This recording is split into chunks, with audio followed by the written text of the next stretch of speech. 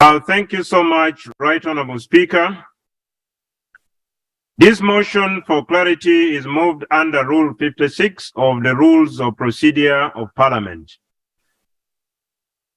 Whereas the 20th day of March 2023 marks the first anniversary of the untimely demise of the late Right Honorable Dr.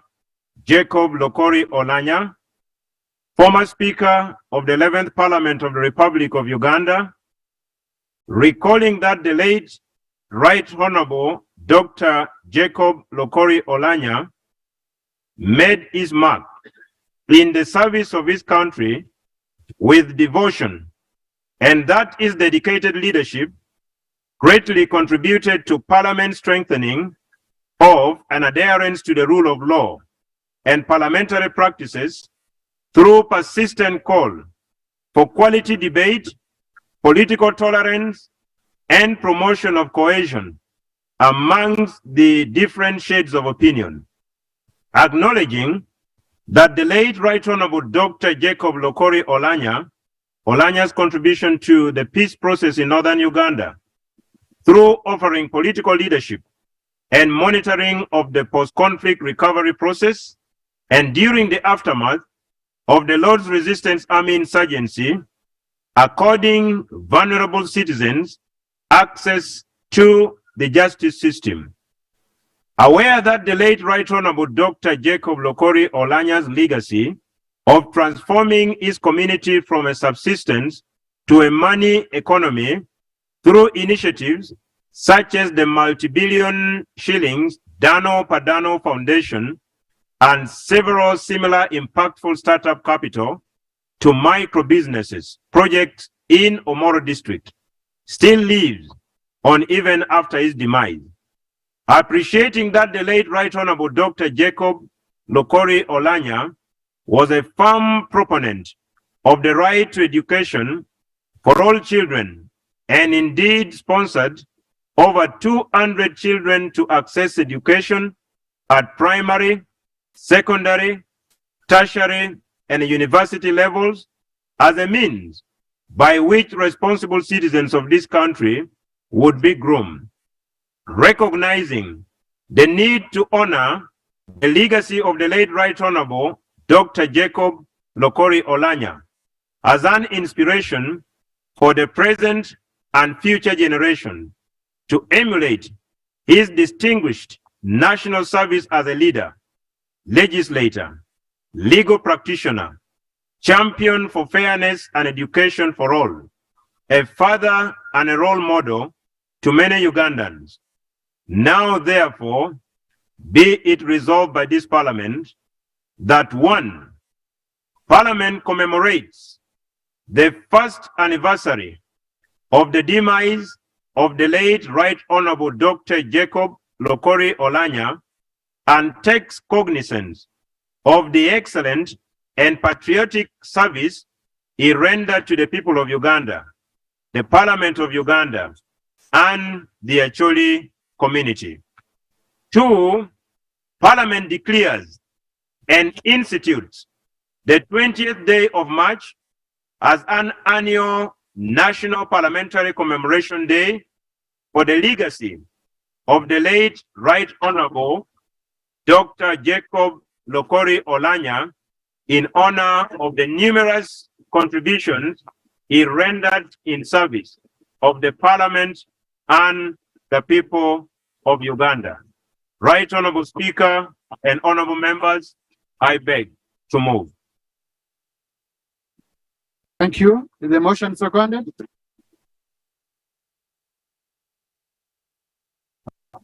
Honorable Sewungu, Honorable Semuji, Honorable Kisa, Honorable Jonathan Odur, Honorable Kashagu, Honorable Kahonda, Honorable Peace Mutuzu, Honorable Jennifer Nambiangu, Honorable Mara, Honorable Mururi Mukasa, Honorable Andrew Joko Oulanyah, and the whole house. Honorable Johnny Musira, Honorable Chief Whip, can you speak to your motion?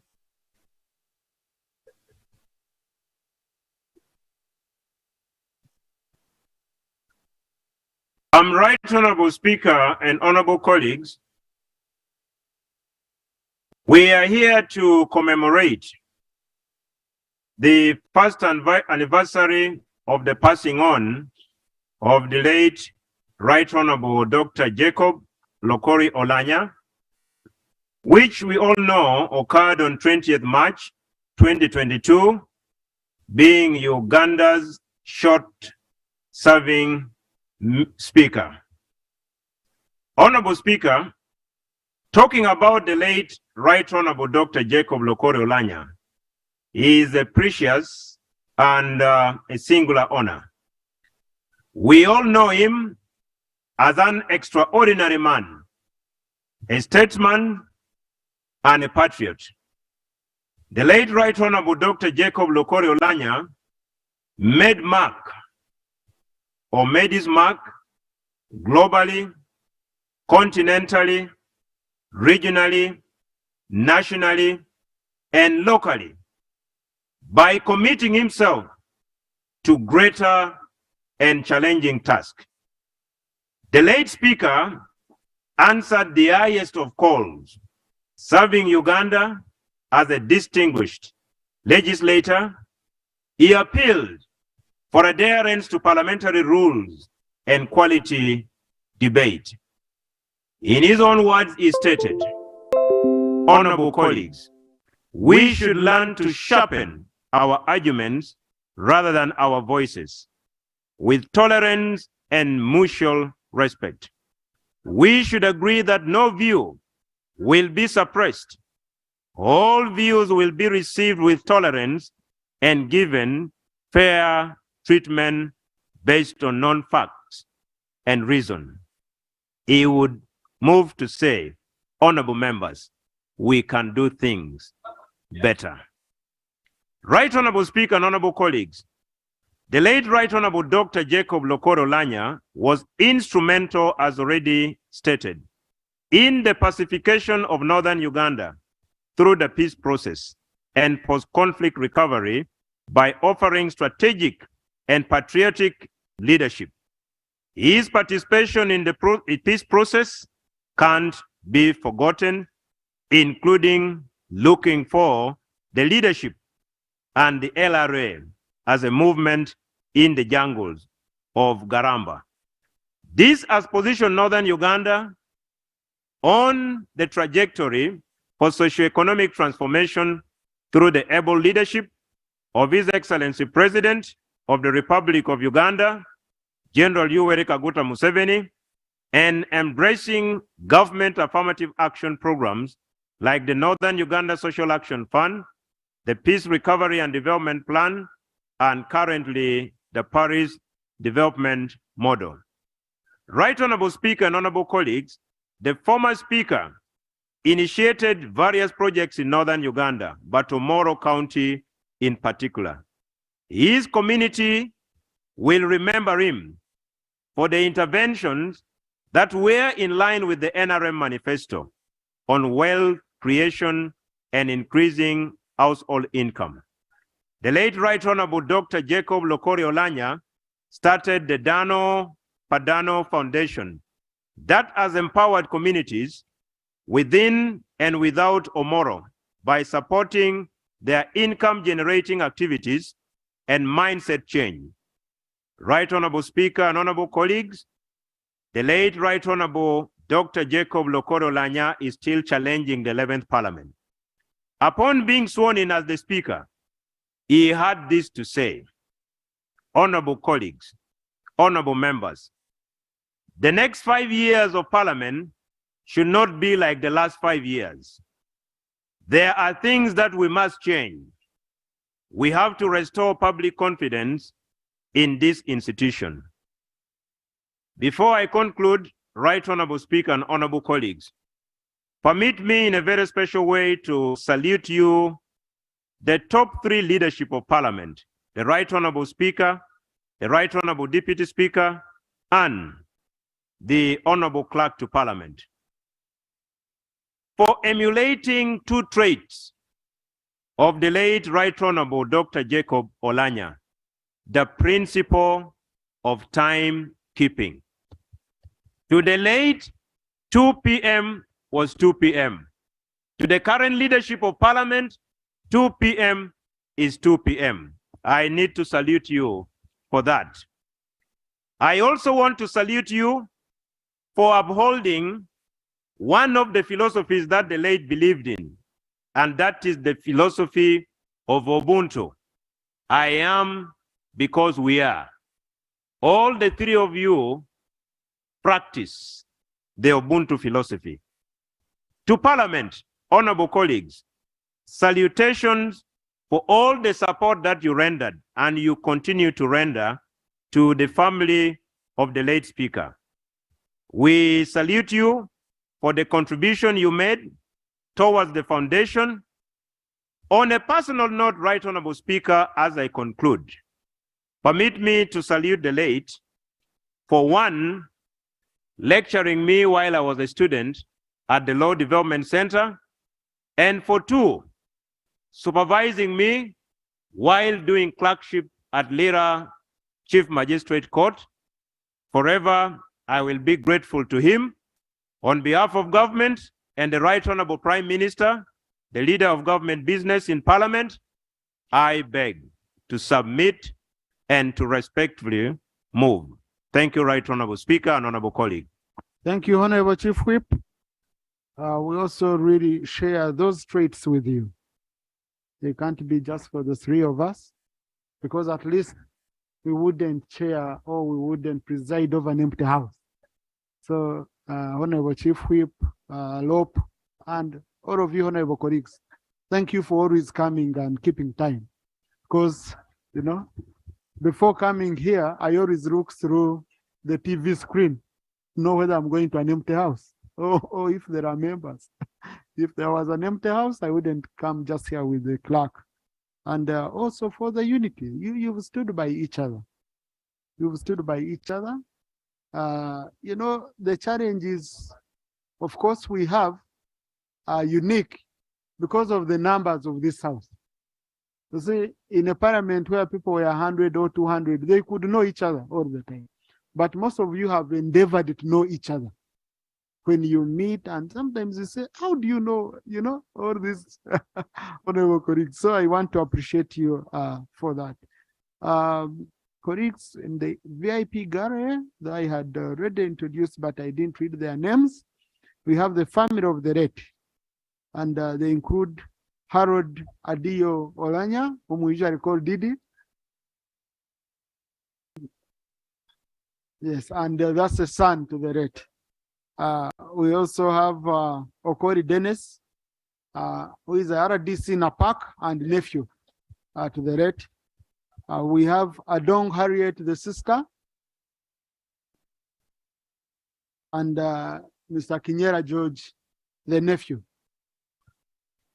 Thank you for coming as we pay tribute. Right Honorable Prime Minister, thank you for coming. I know where you were, but your Chief Whip has done a stellar job. Okay. Leader of Opposition, the condiment.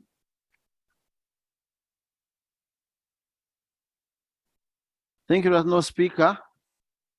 Honorable Speaker, this is statement seconding a motion for the resolution of Parliament to commemorate the life of the late Right Honorable Jacob Oulanyah, former Speaker of Parliament of Uganda, by the Leader of Opposition, Mathias Mpuga. Right Honorable Speaker and honorable members, I join the Right Honorable Prime Minister and honorable colleagues in commemorating the first anniversary of the passing of late Right Honorable Jacob Lakori Oulanyah, the former Speaker of Parliament. We remember the passing of honorable gentleman, caring family head, and national leader. On a personal note, I join so many who saw a true friend in Jacob. As Parliament, we lost an iconic speaker with abilities to steer debate in the House with sobriety, maturity, and mastery of the rules of procedure. Honorable Speaker, remembering the late Right Honorable Jacob Oulanyah's thoughts and ideals continue to give strength to many of us in leadership. We draw inspiration from his vision and values and resolve to imbibe his ideals our lives. We remember him for his orderliness, timeliness, impeccable humility, and his unique unifying nature, which placed him in a special part of people's hearts. Further to note, Honorable Jacob Oulanyah, on his last day as Deputy Speaker in the 10th Parliament, set a good example when, with his humility, handed over all instruments of power to the accounting officer of Parliament and left the building as a backbench member of Parliament. As we celebrate his and applaud his great character and lessons learned, let's not be selective and pick what seems convenient to us. We ought to emulate every good thing we saw in this great legislator. Right Honorable Speaker, as we commemorate the death of an advocate for justice and equity, I would wish to remind you that upon his death, this distinguished leader, in the spirit of fairness, left behind a matter he passionately intended to provide leadership over. Rule 25(2)(1) that regards the processing of a statement by shadow cabinet ministers. He wished to amend this rule so that the statement laid by a shadow minister becomes rather impactful, not just a ritual, and he referred the matter to the Committee of Rules, Privileges, and Discipline. To date, more than a year later, the matter is still outstanding. I take this opportunity to urge the committee and leadership of Parliament to complete what the late Speaker started. Right Honorable Speaker, at the special sitting where Parliament passed a resolution paying tribute to the late Jacob Oulanyah, I beseech the government to improve our healthcare system and serve the common person. To date, the system is still a trap to both the practitioners and the patients, and no serious step has been taken towards progressive realization. I further indicated that we would initiate a presidential succession law. However, upon thorough, we realized that we need constitutional reforms that will comprehensively address the governance challenges our country is entangled in. On our part, we have moved significant steps in regarding this task. We shall lay our views to the public at the earliest. As I conclude, I would like to challenge my colleague, the leader of government business, to be faithful to the promises government made to the people of Omoro when the late died.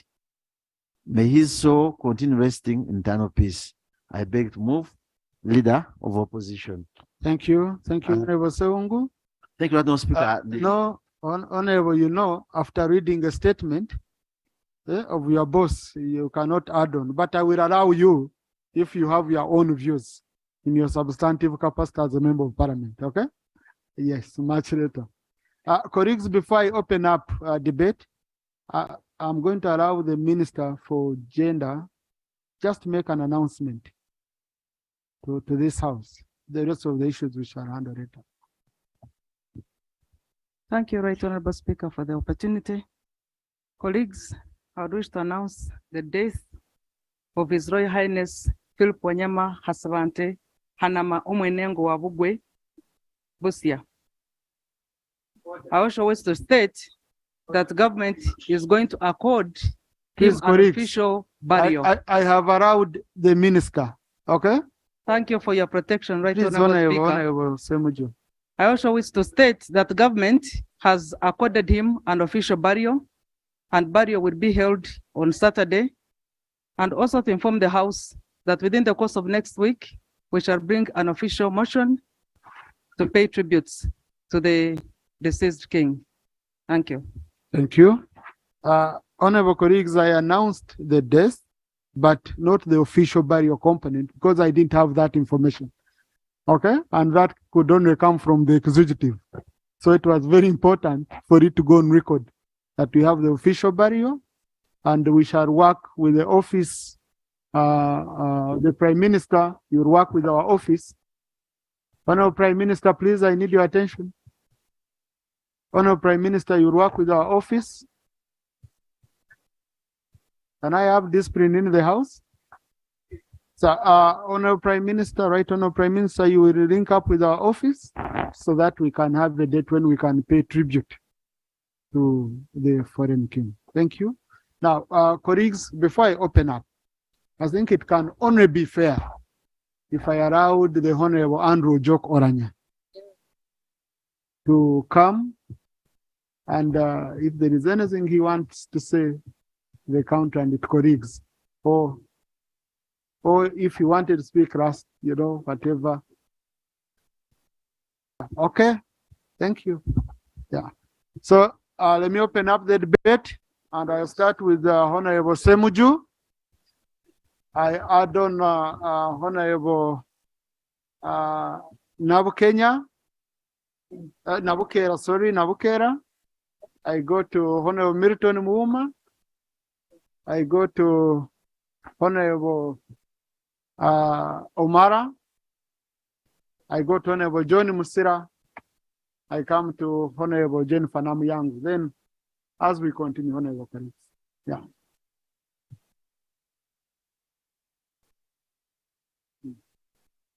Honorable colleagues, try to be fair to others in terms of time. If you fail, then it's when I will come in to control. Thank you very much, Right Honorable Speaker. The late Jacob Oulanyah was a very good debater, and he also did a lot of research. Yesterday, there was a colleague here who complained that some people speak, others don't. Parliament had a special sitting here to discuss the sale of Uganda Commercial Bank. For 4 hours, only 4 people spoke. That there was a journalist here. The Honorable late Jacob Oulanyah spoke for 2 hours. He was joined by Honorable Mao, the late Elia Kategaya, and Odongoto, and the day was done. In fact, my complaint these days is that Parliament sometimes turns into a talk show. Everybody wants to speak, even one who has nothing to say.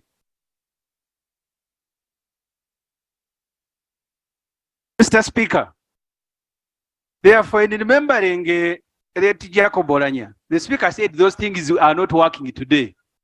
Order, point of order, Honorable Lilian. Now. Right, Honorable Speaker, I want to thank you for this opportunity. Members, whatever we speak in this House goes on the record of this Parliament.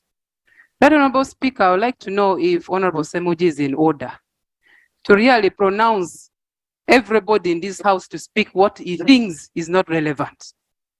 It is very courteous to have the right, we respect him as a senior legislator, but I think the policy of this House is we respect each other and respect everyone's opinion. Is he therefore in order to mention on the floor? And I also request that is expounded from the answered. Thank you. Honorable Semuju, I think Rule 84 of our Rules of Procedure, it's very clear on the language we use. Yeah? We use a language that is courteous to each other. And you see, people are not here on their own volition. They were voted. Okay? Whether someone is performing well or not, the people to assess them are their voters. So that's why we give people freedom here to speak and not judging each other. We don't judge. Here we don't judge each other. We debate. Okay? We have a contestation of ideas. So, Honorable Semuju, I think that was unkind at your honorable colleagues. So I am sorry, Mr. Speaker. Thank you. I was only comparing the past Parliament and the present. And I've given you an example, bit as it is, that for 4 hours, we had only 4 speakers. These days, you can have 50. I am not the presiding officer, but I am just telling you that these things used to happen. Mr. Speaker, there are 2 things that I want to say as we remember the late Jacob Oulanyah. The first I have said, debate and research. And during that debate on UCB, these things don't happen. If someone, I don't know how I'll put it without offending people, but if someone had information that was superior, the MPs used to yield their time and allow fewer people to speak. I remember when they had 2 days here of debating the oil sector, the Honorable Katuntu and others who led the debate almost spoke for a whole day. Us spoke the following day. So MPs should not get offended when you have a colleague who has done research and you want to benefit from him. Mr. Speaker, 2 things before I sit. The first is the death of Oulanyah.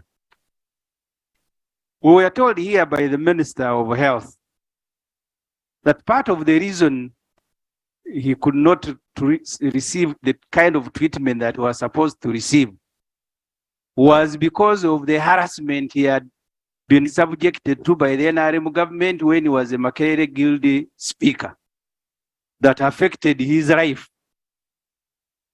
I want to caution this government, stop harassing leaders and Ugandans. Later on, the body parts or part, Dr. Chris Williams can help. I don't remember the specific word the Minister of Health used. I may want it stronger to defend my life when you have taken it the way you took the one of Oulanyah. That was in the Minister of Health's speech here. Related to that, the father of Honorable Oulanyah, at the funeral, at the burial, said that his son had been killed. They were attempting to make some arrests. Can we be briefed today whether that matter has also been resolved? Finally, the Honorable Jacob Oulanyah came here in this parliament the 7th as UPC. He died as NRM. The one point I want to make especially to the NRM leaders, because if I look, many of you are new. People used to sit there where the Prime Minister is sitting. The Kategayas, the Mushegas. You can love NRM, but I don't think your love will equal those who went to shed blood for it in the well. You need to do the right thing when you are a leader here. Because today you are, tomorrow you are not. But also that the party, that because I see people think that NRM is some sort of a faith.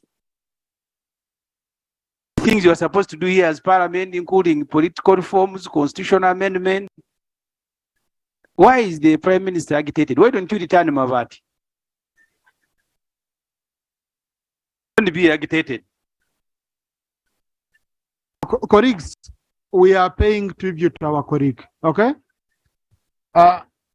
Please, Honorable Prime Minister, colleagues,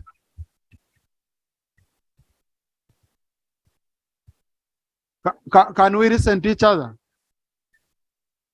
Colleagues, we are debating and paying tribute to our colleague. And you see, I've decided to leave Honorable Semuju to speak, okay? So that, you know, when you're paying tribute to a colleague, maybe there are things which are deep inside, and you want a colleague to bring them out. But Honorable, now it seems you've started going beyond. Kind of conclude. Please conclude. I therefore, Mr. Speaker, want to thank this parliament for putting a day to remember the Honorable late Jacob Oulanyah. He died so early in his career as a speaker. And having suffered the 5 years he spoke about there, I was one of those who are looking forward to the parliament led by him. We will. Oh, but Honorable, if a colleague is looking forward to something, what's wrong with that? Yeah. I'm going to allow you to come and you explain, okay? You're going to have a chance to because it's a debate. This is a debate. It's not a statement. It's a debate. So you will have a chance. I want to thank Parliament, Mr. Speaker, because there are many points of order for different interests. I don't want to spoil the day. Thank you. Thank you very much for putting aside this day to remember late Jacob Oulanyah, who always wanted the truth to be said, even if it is very painful. You can actually look tough because truth has been said, but he always wanted it said. And he was I thought you had concluded. Yes, I'm concluding. He elected reconciliation. Mr. Speaker, when he was a deputy speaker, he brought here policemen to drag me out of Parliament. But later he reached out to me and we had a conversation. He said, now we can move forward. There are leaders here. Okay, let me not say in this Parliament. Let me stop at saying there are leaders here who are, their level of vengeance is too much. You can even see it when they are walking. But I want to thank Oulanyah. Even when you had trouble with him, he took it. I have said leaders. He took it upon himself to reach out to you, so you resolve that matter. Thank you very much, Mr. Speaker. Thank you. Now, I think we shall end up making a resolution that the Prime Minister should reach out when I was Semuju. Then issues get solved. Our colleagues, as you know, the late believed in working out, in being healthy, in doing exercise. Members, we have personal health management program for Parliament on Monday, 27th March 2023. We shall have a fitness session in the South Wing parking starting at 5 p.m. It will be led by our fitness team, which includes some of our colleagues. Now, before I allow Honorable Nabukera, I had not seen him, but I had wanted to start with the chairman, a Acholi Parliamentary Group, Honorable Anthony Akol.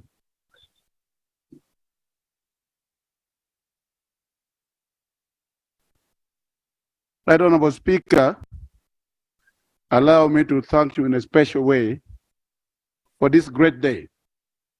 But also allow me to thank you for a book that you published as Parliament at the time when Jacob died, and it was containing 256 quotes from the great lawyer and politician.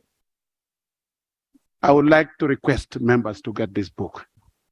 If you want to have answer of life, whether it is politics, whether it is about humanity, about human rights, you really get it in that book. And that source to me, I always quote a book by Robin Sharma, Who Will Cry When You Die? And the book says, when you are born, you always cry when others are laughing.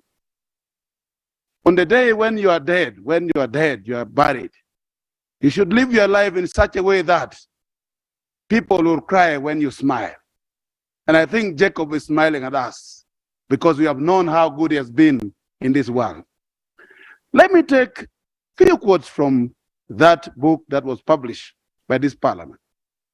And one of the quotes is, our love for one another is a command from God. And that love must not keep a record of wrongs. If anything, it will answer most of the things we've been talking here. It will answer the issue that my colleague Honorable Semuju Nganda was raising, that you have to reconcile after any conflict. You don't need to keep records of the wrongs that somebody has done to your life. And that is something that matters in our life a lot. Another quote in the same book, if someone is thirsty, they will need water, and it will not be blue or yellow or red water. It tells you, irrespective of the parties we belong, our blood is red. If anything, we are all UPC. We are not NRM, we are not NUP, we are not FDC, we are all UPC everywhere. Our blood is red. And that is the point that he raised in that very important quote. Then another one, the last quote I will give. The rivers, lakes, and the mountains that separate us are not deeper than the blood that connects us, human beings. That Honorable Speaker and honorable colleagues, if we are today commemorating the life of this great man who served humanity, who really gave diligent service to this country, I would like to thank the leadership of this parliament to really, really have taken this opportunity to give members to remember this great man. Above all, I have been reading the answer of that day. Almost took me 2 days to read it. And I read all that members were talking on that great day on the 5th of April last year. It shows to you that the life of this great man touched the life of all of us. And that calls for all of us to try to emulate on our own living. How are we touching life of the others? And if you put that into practice, then one of the things that I read from the quote, you will be a good neighbor to each other. Right, Honorable Speaker, Conclude, Honorable. very important is that on that day we had many resolutions. And I would like to request kindly that as Parliament, we extract from that debate and make sure we try to see the performance of this Parliament in terms of putting it into practice. I thank you very much for this opportunity. As leaders from Acholi sub-region, we are very happy for what the Parliament has done, and we are happy on all the members of Parliament to have accorded this day. But above all, for the support you've given to the family. I also know that there are other promises that are not yet done, but I think I use this opportunity to request that they should be implemented. Thank you very much. Thank you. Thank you, Honorable. Resolutions of this House are always extracted and communicated to the relevant authorities, and we did that. What is needed is a follow-up, and I'm sure there is a very strong goodwill from the government to ensure that indeed those resolutions are implemented. Colleagues in the gallery, on a selfish note, we have readers from Mitoma. Huh? We do have LOC 5 councillors. We do have LOC 3 chairpersons from the whole of Mitoma district. We have LOC 3 speakers. We have the cow. We have the RDC. They are led by the RDC, Mr. Chibuka Moti, and the chairman LOC 5, Mr. Kagija Benon. And I also have the speaker, Mr. Tumwekwa Moses. Oh, yes. And the deputy speaker, who is my, Greenford Muchunguzi. And the chief administrative officer, Tudia Sasra Edis, who is a cow, Mitoma. They are undergoing training. We are trying to see how best they can be equipped in managing the local government. And they are represented by the Honorable Juliet Agaza Washisha, the Honorable Kahonda Donozio, the Honorable Major General Kahinda Utafire, and the Honorable Thomas Tayewa. Please join me in welcoming my people.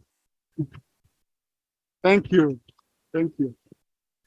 Yes, now I'm going to set 3 minutes.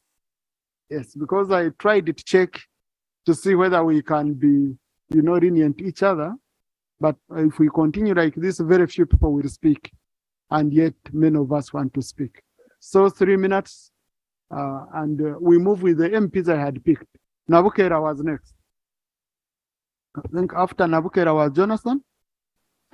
Thank you, Right Honorable Speaker. I want to join my honorable colleagues in commemorating late Honorable Jacob Oulanyah. I personally, I was a student of the late Honorable Jacob Oulanyah at LDC, the Law Development Center. And I'm lucky to have gotten a chance today. The other time, while that time, I didn't get a chance to talk about this. He was a man who was brilliant, a legal brain, a noble man, and educative. But at the same time, he could tell you what you were and speak out his mind. Just a little scenario when we were still in LDC, he asked me a question, and I nodded my head. And he said, "Are you a monitor lizard?" Because I was in fear, he had a lot of energy, and we had just come in lecturing. So I freaked out. I didn't even answer. So after the lecture room, he said, "Come out. I wanted you to be confident. Even when you have a wrong answer, just be confident and say it as is." So I really thank him. Ever since then, I tried to be confident in his class up to today. So, but when we came in here, I still met him and reminded him, because by that time he was actually, he wanted a vote for a speaker. Then I told him, "It is my turn." Then he said, I asked him, "Do you remember when you told me I'm a monitor lizard?" He said, "You still remember up to this time?" I said, "Yes." He got 500,000 and said, "Forgive me. Now I need your vote." So really, he was that kind of person.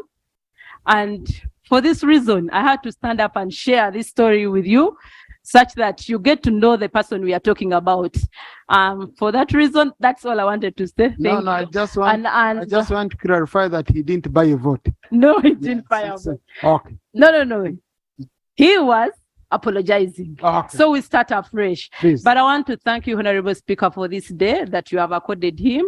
And then we hope that it runs, like you have said, every 23rd of March, such that we keep remembering our gallant and noble, brilliant man. Thank you so much. Thank you.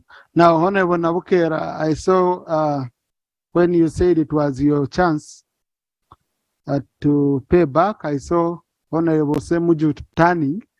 I think he doesn't know where you put your vote.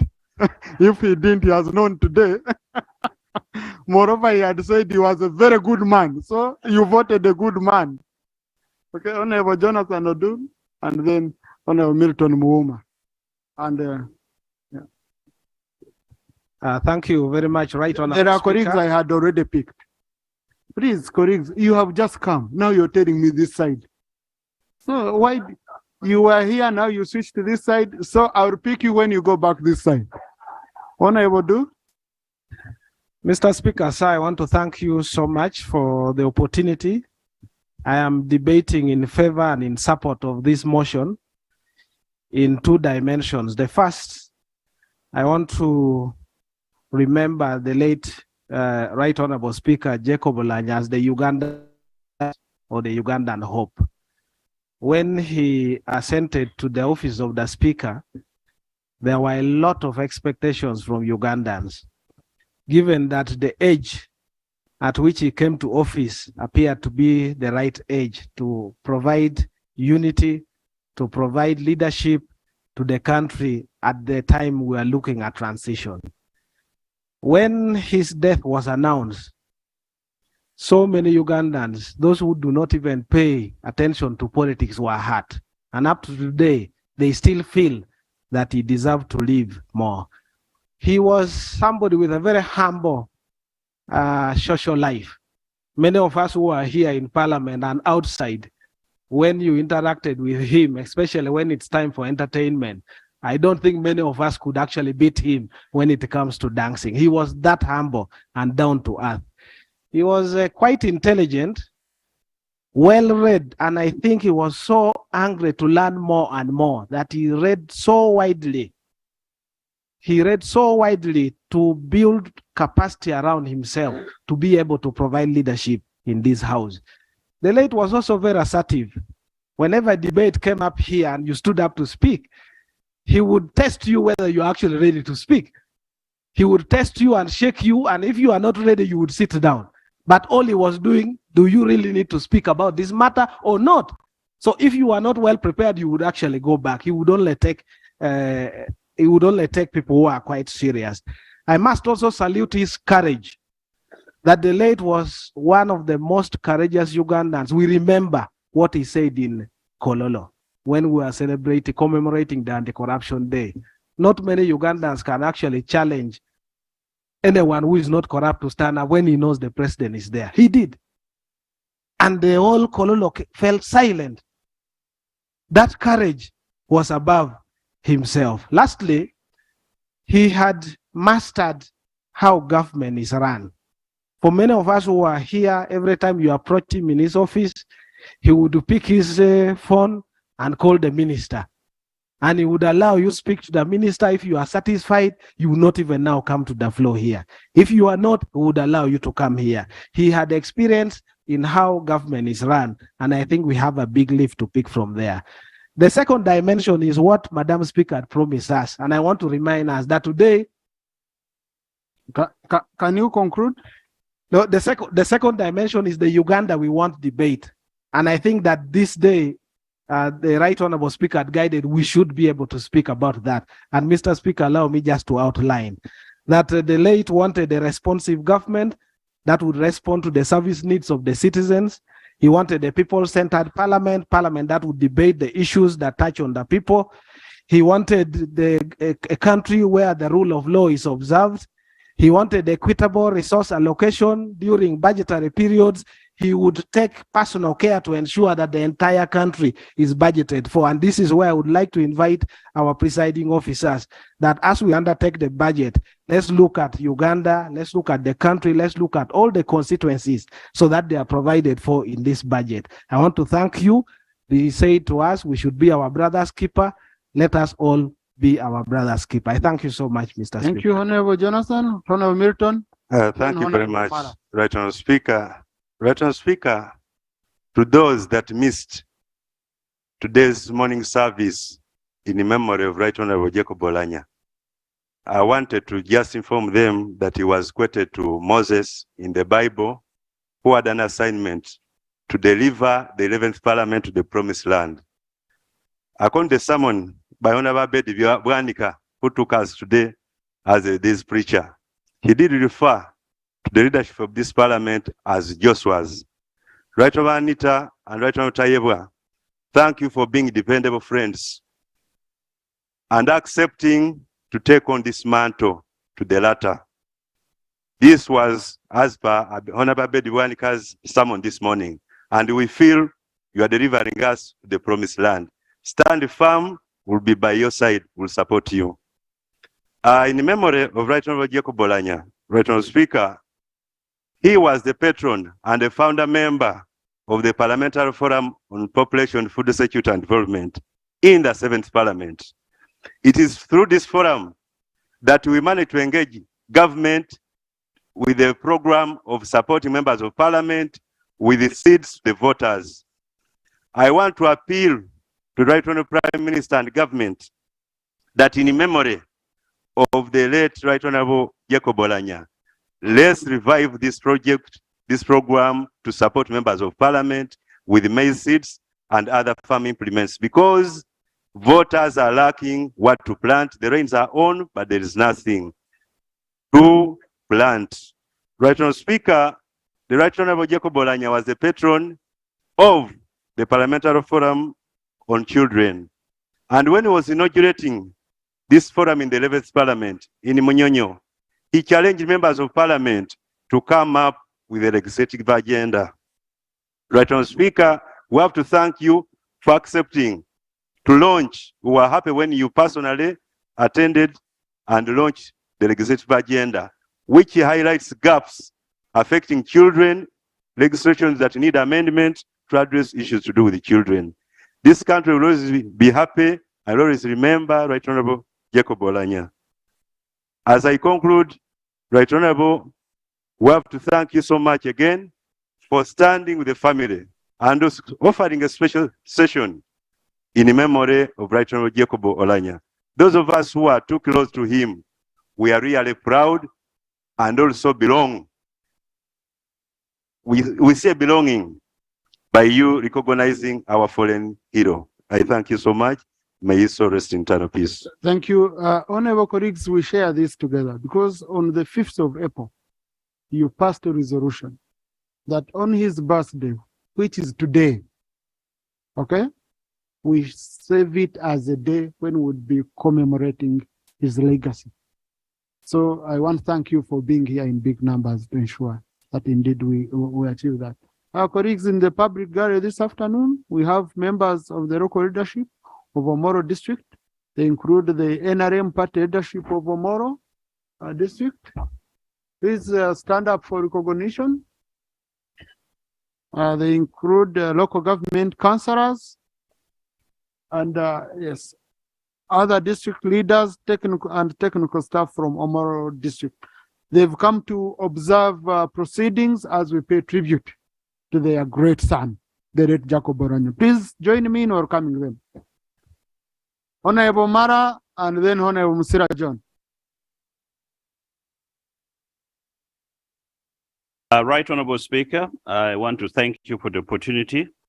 I rise to support the motion to commemorate the first anniversary of the first year of the passing of the late Right Honorable Speaker, Jacob Oulanyah. Right Honorable Speaker, I got to know the late at Makerere University. He was ahead of us. And later on, we elected him as the Speaker of the Guild. And you could notice quickly that he was a political giant and who later on made progress to become a statesman. Right Honorable Speaker, in a political contestation, there is normally the winning side and the loser. I remember when he decided to run for Speaker of the House, he called me. I was elected as an independent member of Parliament. And indeed, he ordered me to join the NRM team at Chankwanzi. So I've never been to the Yellow House. And I thank God that I went because during that moment, I got to know many of my colleagues in the 11th Parliament. But as we all recall, that election was quite tumultuous. And later on, when he became the Speaker, something which I learned from him, that he worked for the unity of this House. Even our colleagues who were on the other side, he accommodated them. He treated them as one team. So it's something that we should all learn from the late Right Honorable Speaker Jacob Oulanyah. As Honorable Jonathan Odura said, before he passed on, he was very passionate about us to have a debate on the Uganda we want.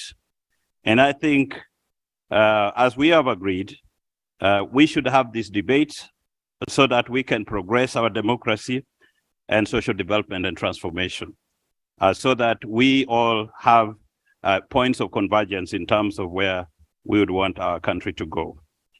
Right Honorable Speaker, when the late Speaker was elected as the Vice Chairperson for NRM for the North, he brought unity in that region. As you're aware, we've had long-term insurgencies in Lango and Acholi sub-region. We've had wars in West Nile and a divided team. We all agreed that he was our leader. So he was able to unite our people. And I think those initiatives have remained with us up to today. One of the things that he taught us as well is culture. He was very rich. Thank you, Honorable. I submit, Right Honorable Speaker. Thank you. Now, Honorable colleagues, on the issue of the debate for the Uganda we want, we expounded on this with the rate. You see, it's not a matter of just coming, having a day of debating the Uganda we want. Everything we do in this House on a daily basis should be for the Uganda we want. From the laws we pass, the resolutions we make, the budgeting process, how we, you know, I don't think we do anything here for the Uganda we don't want. Everything we are doing here, you know, it doesn't have to be just one single day. You come here, we debate, we talk, and this is the Uganda we want. Let's, in whatever we are doing on this floor of Parliament, let's on our mind know that we are doing it for the Uganda we want. If you are doing it for the Uganda you don't want, please. But we shall discuss the leadership of the House. We shall consult with the government side, with the opposition side.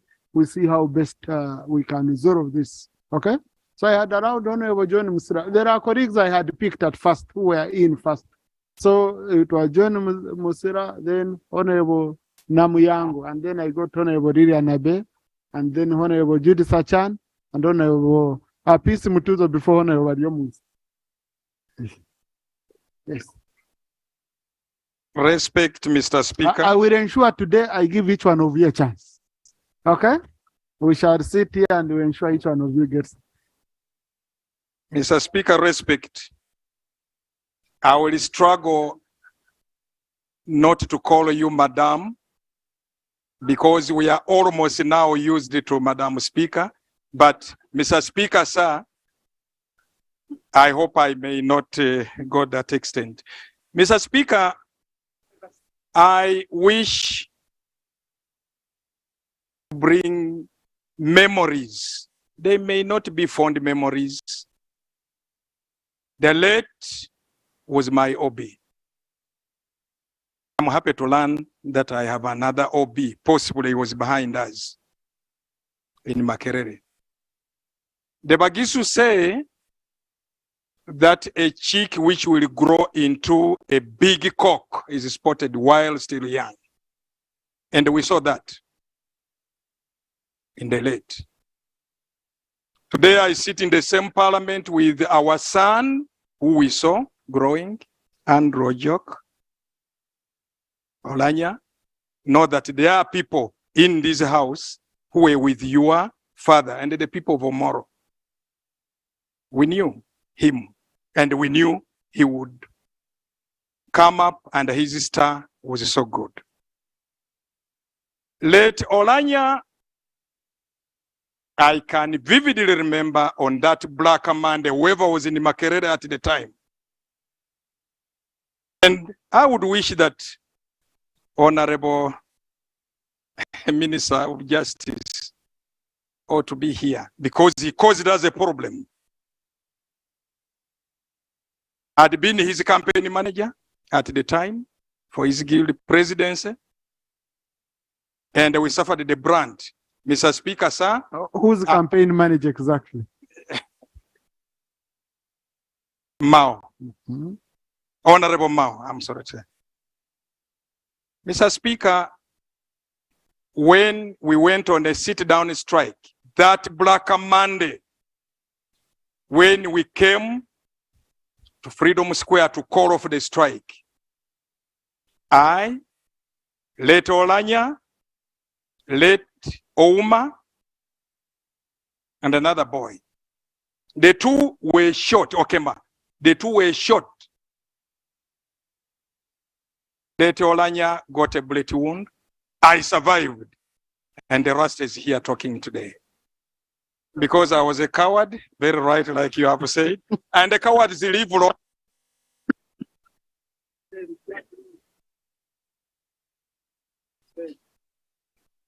Just 1 minute, sir. Mr. Speaker, late Oulanyah thought I was a biological brother to his late wife, Dorothy, because we resembled a lot. True, we are all Bagisu. And today I'm here for Bagisu to show that we stand together with the family and the people of Omoro. And very lastly, like one John Elton, you eulogized Princess Diana, Andrew and the people of Omoro. John Elton said he's gone, but he is gone and gone with the wind. Let him rest in peace. He has been promoted to glory, as the Rastas say. Thank you so much, Mr. Speaker. Thank you. Thank you, Honorable. Honorable Namuyango. Thank you, Right Honorable Speaker. Right Honorable, I rise to support the motion. Indeed, Right Honorable Jacob Oulanyah was a statesman. He was a mentor. a number of us. I remember last term when I served as a Minister of State for local government, we had many issues, including election of LOC 1s and 2, creation of administrative units. But also on this floor, you would hardly have a debate without local government issues coming up. So I would normally pick a phone and call me. He says, my sister, are you aware this is coming on the floor today? Just prepare. And I looked at him as a kind person, as somebody who really cared. But most importantly, he was a very humble man. I walked to his office to invite him to my constituency, but I was not sure that he would accept. So I went with my letter, but I did not put the date. So when I go to his office, he told me, have you put it in writing? I said, yes. Just called his secretary to bring a calendar, and he put a date there and then. And indeed he came to Chibuku, and he kept time. Keeping time was not only in Parliament here, but also whenever he visited. I dared him and said 10, and by 10 he was in Tirinyi. My people had not yet come, but he patiently sat and waited for them. And he gave us, he had a big heart, he gave my people dollars. Many of them were seeing the dollars for the first time, and they talked about it for almost a year. He had a big heart. He was an orator. He spoke very well about me, and I know I'm here because he was part of the project. But more importantly, he didn't believe in rumors. During election of speakers, somebody accused me before the president that I was not supporting Right Honorable Oulanyah. Right Honorable picked a phone. He called me, he said, but you know, my sister, I knew in your house, I was counting on 2 votes. No. Honorable, conclude here. Your vote and your husband's vote. I said, yes, Dr. Byakatonda, the workers MP. So I told him, yes, I told you for me, I told the party line, and now that you are the party candidate, I'm going to support you. And he laughed it off, and indeed, I voted for him. We shall miss him, but Right Honorable, allow me to thank the people of Omoro for appreciating and supporting our brother, and appreciating him further by voting his dear son. We want to thank you. May God bless you. Thank you. Honorable Liliana Bay, and then Honorable Judith Tachan. Thank you very much, Right Honorable Speaker. Right Honorable Speaker, I want to begin on this note that in case I've done something good to you members, I am inviting you to start appreciating me tomorrow. Why am I saying this? Many of us speak good things when people are dead. You never have time to tell anybody, to encourage them, to thank them for the good things they have done. Let's learn that. I said some of the people. Right Honorable Speaker, the man we are talking about today was an inspiration to many people. He believed in functionality of systems in this country, and he embraced and wanted to see every system function without favor, without any kind of influence. To the extent that even if you go to Right Honorable Speaker, the late Speaker Oulanyah's office, he will not make a decision to support you because he knows you, or because you come from Macholi, or you are tall or short. He would do the right thing based on what is supposed to be done. And that was, I think, a trait that I admired, and really I wanted to operate like him. Right Honorable Speaker, on corruption.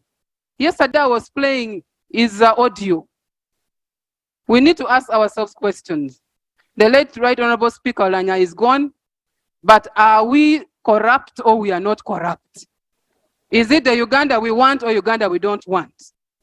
Right Honorable Speaker, I'm very happy that today we are standing here and we're in this house when we have passed the homosexuality bill, which was going to affect our culture.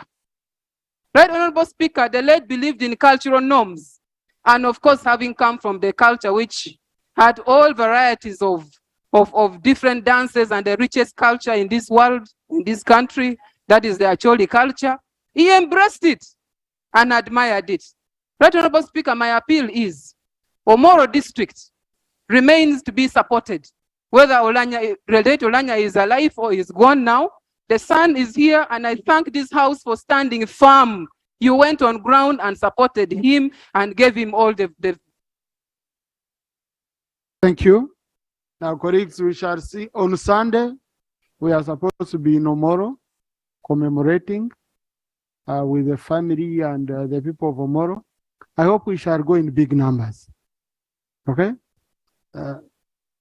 Not on special, not on special motions where we are paying tribute. Yes, Honorable Judith Sachan. Thank you. But if there is a matter for order, if you say anything, it is not ordered in the house, let me. I remember I had, before picking you, I had even picked Honorable Kahonda, but first pick, then Honorable Kahonda, then Honorable Peace Mutozo. Thank you, Right Honorable Speaker. As I join my colleagues in commemorating our fallen brother, the Right Honorable Speaker, the late, he was a patron of Anglican chaplaincy here. The Right Honorable Speaker then, Jacob Oulanyah, emphasized so much on the religion and tribes that divides the nations or divide people. He emphasized on unity. And I remember when we went to his place, when we were just elected, before even forming our leadership of Acholi.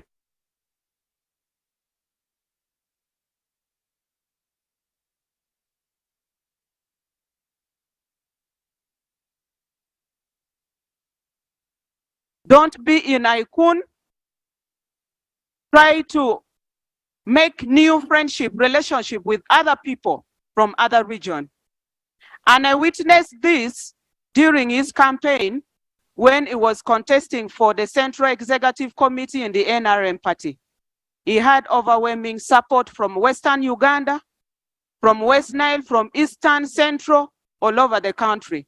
And it made our work by then as his agent very easy because we did not do much work to campaign. He related so well with the entire country. And I want to pick it from there, that wherever we are and in whatever things we do, we should remember that word from him, unity, unity, unity, all the time. I beg to submit. Thank you. Honorable Kahonda. Thank you, Right Honorable Speaker.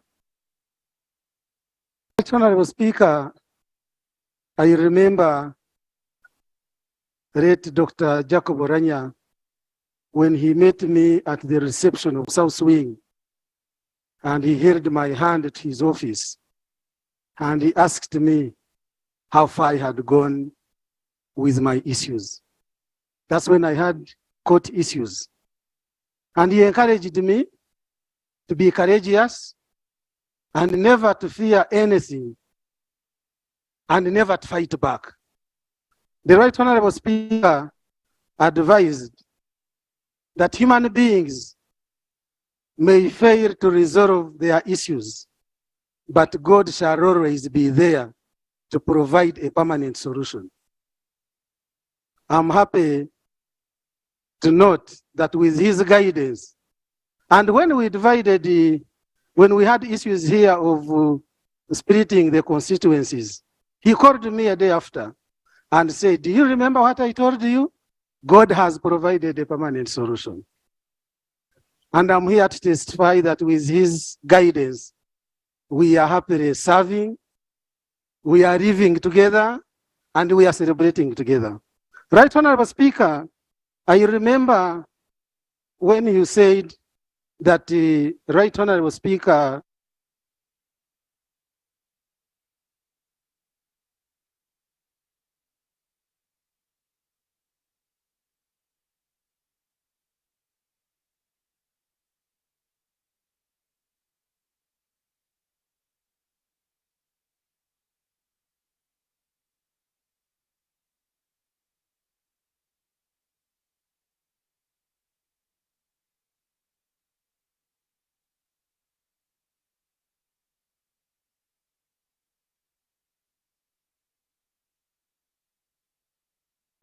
Inspiring Uganda. personal problems with the public. Parliament, when he was indisposed, we were looking for him. Where is he? And he was quiet there. And it was so unfortunate that at the time of his demise, I was also indisposed. I did not even bury him. I had serious issues with my health, and I did not attend his burial. But I remember his word that even if you are at your sick bay, never share your personal problems with the public. Only share with your confidence. May his soul rest in it. Thank you, Honorable Mutuzo, then Honorable Adiomus.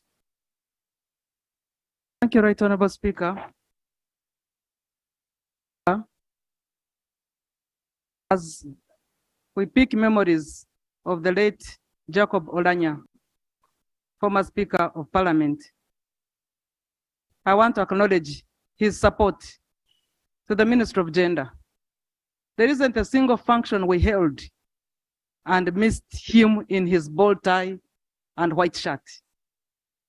He was intelligent, but he was also a very smart man. In his walks, in his works, in his ways, he was very smart. But most importantly, he had a soft eye for the vulnerable persons.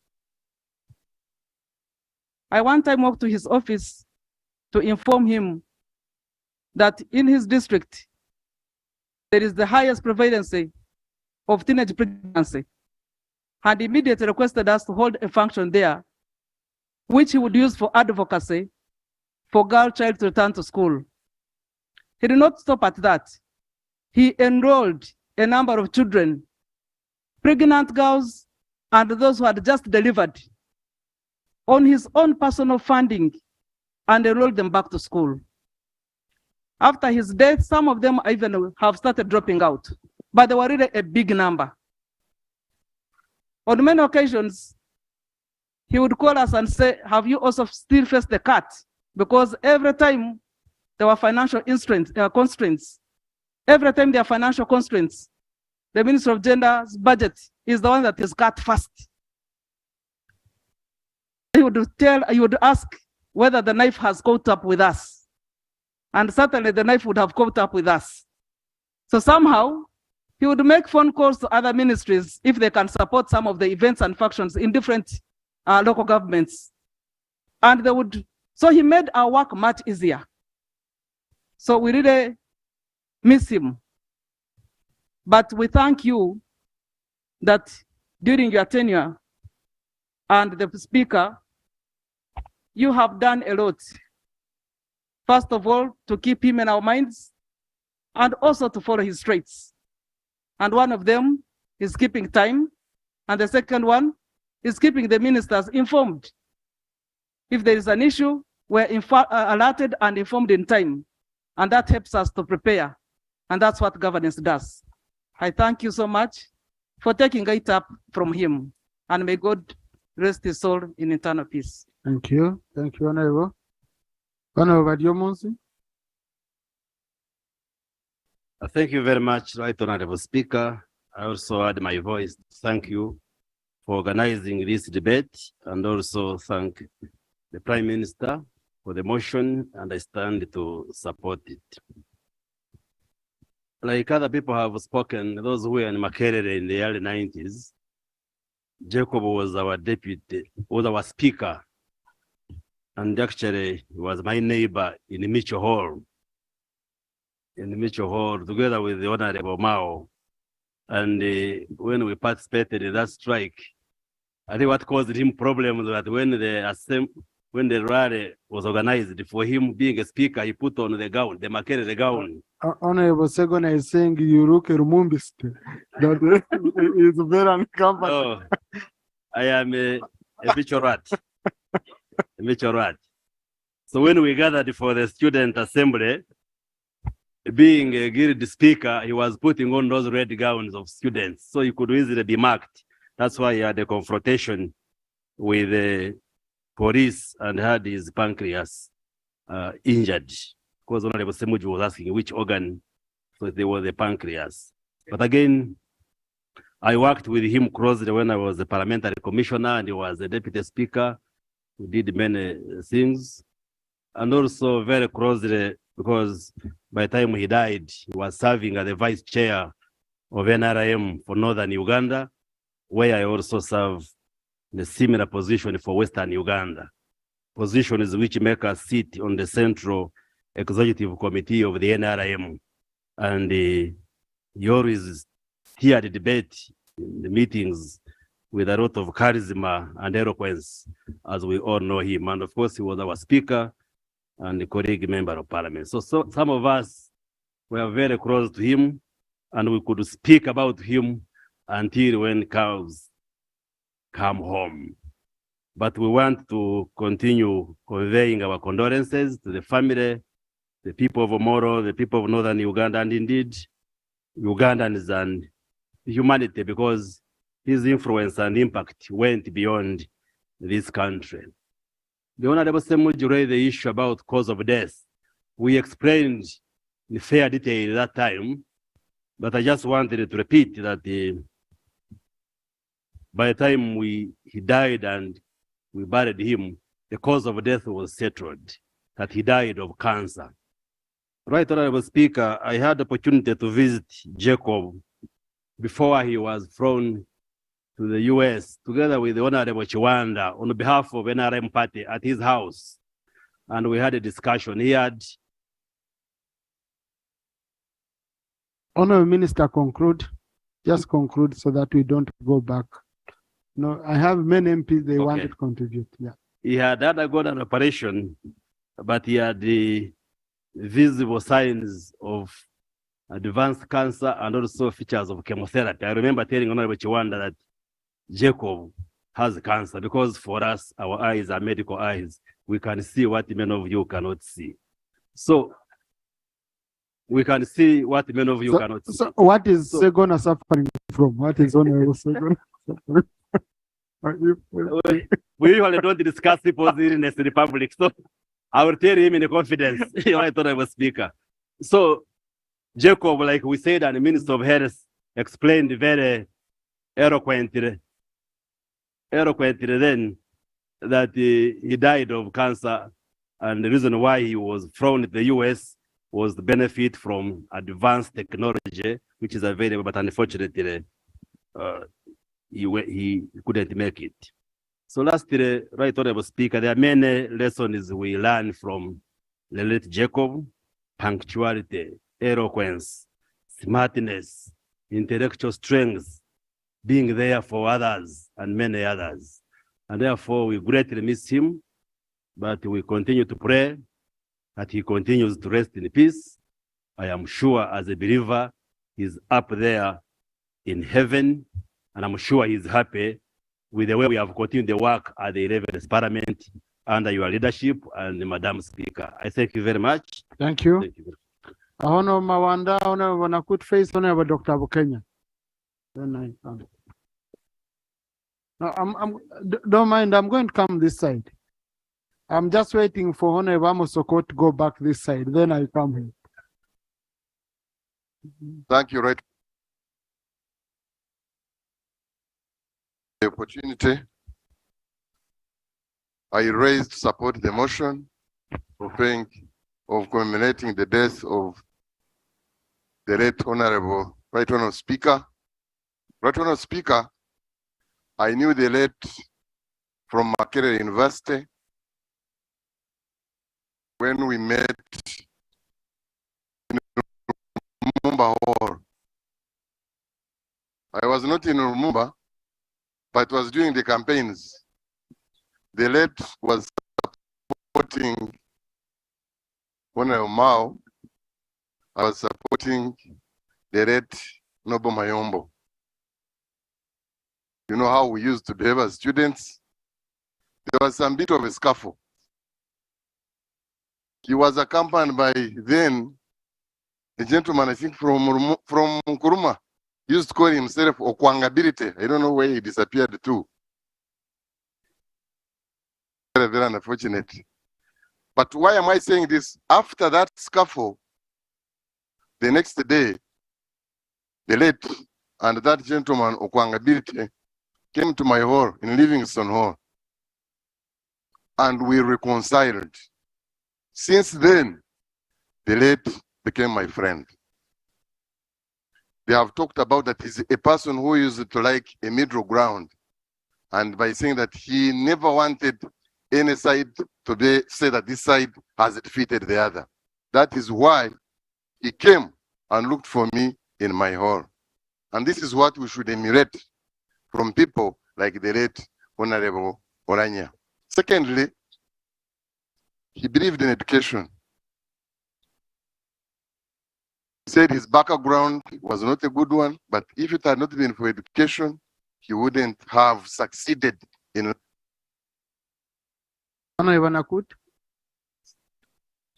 Thank you, Right Honorable Speaker. I also support the motion. When I joined this parliament as an amateur politician, in Jacob Oulanyah, I looked up to him as a mentor. And so, when he died, it was a shocker. It was difficult to take. However, Right Honorable Speaker, you and your colleague, the Right Honorable Anita Among, have continued to comfort us. You did not abandon the dreams of the late Jacob Oulanyah. You picked them and walked along with them, and we've seen them unfolding. Allow me enumerate one. He had work in progress on the petition of early childhood care by teachers. And through your leadership, the Committee of Education is processing that petition. And I wish to thank you very much. There are many things you have picked along which we have seen unfolding, and that is comfort to us. The other dream he had, which I wish we pursue until we achieve it someday, is to see that our district local governments at some point receive money enough for their roads. It will grow to 1 billion shillings in his dream. I know we may not achieve it in this year, but we will achieve it sometime in future. His dream was to see every farmer in Uganda having the comfort of transporting his goods to the nearby market with ease. It is my hope that we achieve that dream as long as we are alive. And I know that through your able leadership and the one of the Right Honorable Anita Among, we will achieve all these things. You have already proved it through the... Thank you. Now, Honorable colleagues, Honorable Nakut has raised a very important point, which the late Jacob talked about, and we carried on as a house. The issue of ensuring that at least each district receives 1 billion for rural roads. Now, Honorable Prime Minister, this is something we should work together, because you see, MPs are suffering. I have my councillors here, my chairman, LC5 is here. Now, roads which are under local government, I'm being accused. I'm the one put on videos. Roads are not done, but they are not under, they are under local government. And even the councillors are now the ones even recording videos to say an MP has not done roads. But the roads are for local government, and I'm not in local government. But it's because we have not given them money. If we got money and we gave to our districts, we would make it easier for ourselves. We wouldn't be making it easier for the district. So I hope, starting with this budget, the way we agreed, Chairperson Budget Committee, Chairperson Physical Infrastructure Committee, you're looking at that. It's yes, Right Honorable Prime Minister wants to say something about that.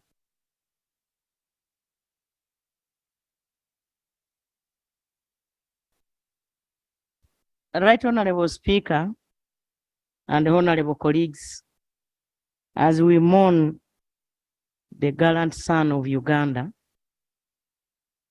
looking forward to what we want Uganda to be, the government of Uganda has done something. And I feel that I needed to inform you, as we talk now, 75% of the already budgeted money for roads has been sent to the districts. Let me conclude, colleagues. The President of the Republic of Uganda, Yoweri Kaguta Museveni, Tibuhaburwa, who has just started his first term as Tibuhaburwa,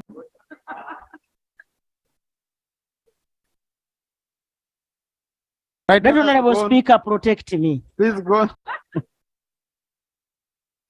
Has given a directive,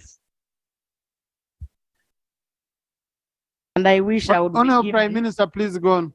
I wish I would be given chance. He has given a directive that I must fast track that wish,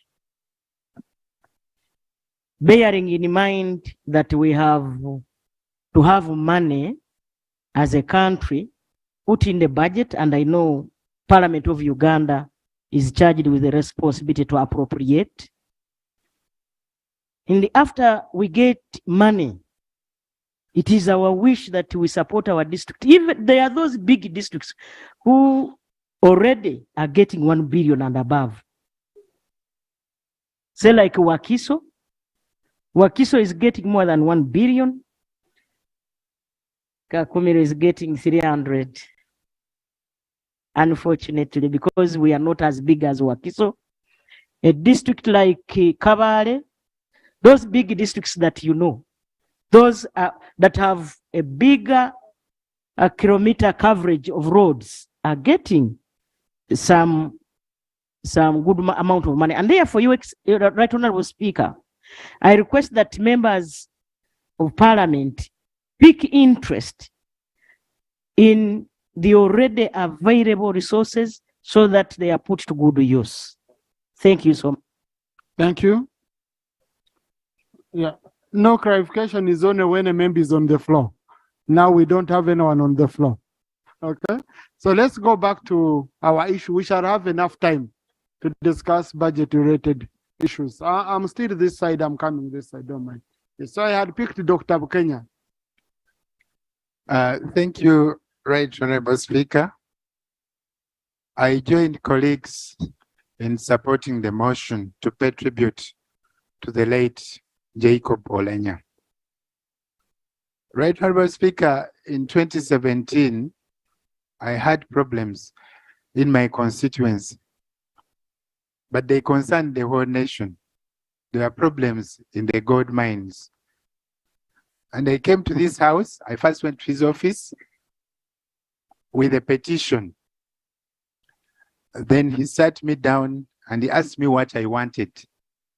After listening, he told me, draft a motion with your colleague, Honorable Nsamba.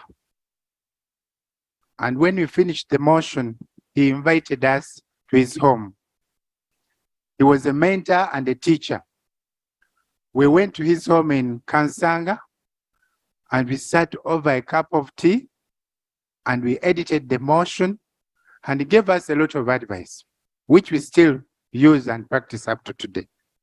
The next day, he put the motion on the order paper and he just told me, keep calm and wait. And we debated the motion for 2 hours, which he participated in making anyway, by editing out what would have caused us problems. And in the end, government allowed to license artisanal miners. And so from that time, I learned a lot of things from him and his mentoring. And I've seen the way you have caught I've caught your eye. You're a good mentee to the late. And I'm sure when I come back with the issues that have come up in the minds, you are going to give me. Thank you, Honorable Joyce Achan, Honorable Annette Mugisha, Honorable Noah, and Honorable Timugiwe, as I'm coming here. Yes. Thank you, Right Honorable Speaker. I would like to join my Now, colleagues. colleagues, there is what I've observed. MPs who finish speaking walk out. It's very unfortunate. We have a resolution to pass. So who is going to pass it? Okay, so I'm going to start noting down. I'm going to start marking colleagues. If your role is to just come, catch the attention of the media, and then you go out, please, if you see me not picking you next time, you know, that's the issue. I'm going to be marking you. Honorable Joyce Achan, let her time start counting now. Because Thank you, Right Honorable Speaker. I also rise up to pay tribute to the late Right Honorable Jacob Oulanyah. Indeed, he was a true statesman. He was a man who was full of inspiration. He was a man who was willing to nurture some of us who are new MPs. And he was a man who was ready to listen to all of us. He was a man who would crack jokes with most of us. I remember one time, the 5 members of parliament who are representing people with disabilities, we approached him in his office. And when we arrived, we found him at the doorstep when he was walking out. Then he said, "Oh, these beautiful people here, what do you want from?" Right Honorable Speaker, he continued to tell his PA when he was saying, "You see these people who are walking scientifically, these people who are talking scientifically, if I don't meet them, they will cause me problem." We went to his office, he sat us down, we presented to him a number of issues. We told him the issues of accessibility to the conference hall, how we are getting difficulties in accessing the conference hall.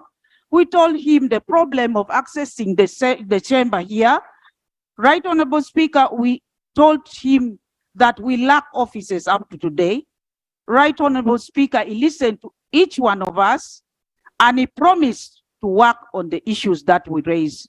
Right Honorable Speaker, if the Right Honorable Speaker Oulanyah, the former Speaker Oulanyah, was alive, we would not be struggling to access the chamber here. We would not be struggling to access the conference hall.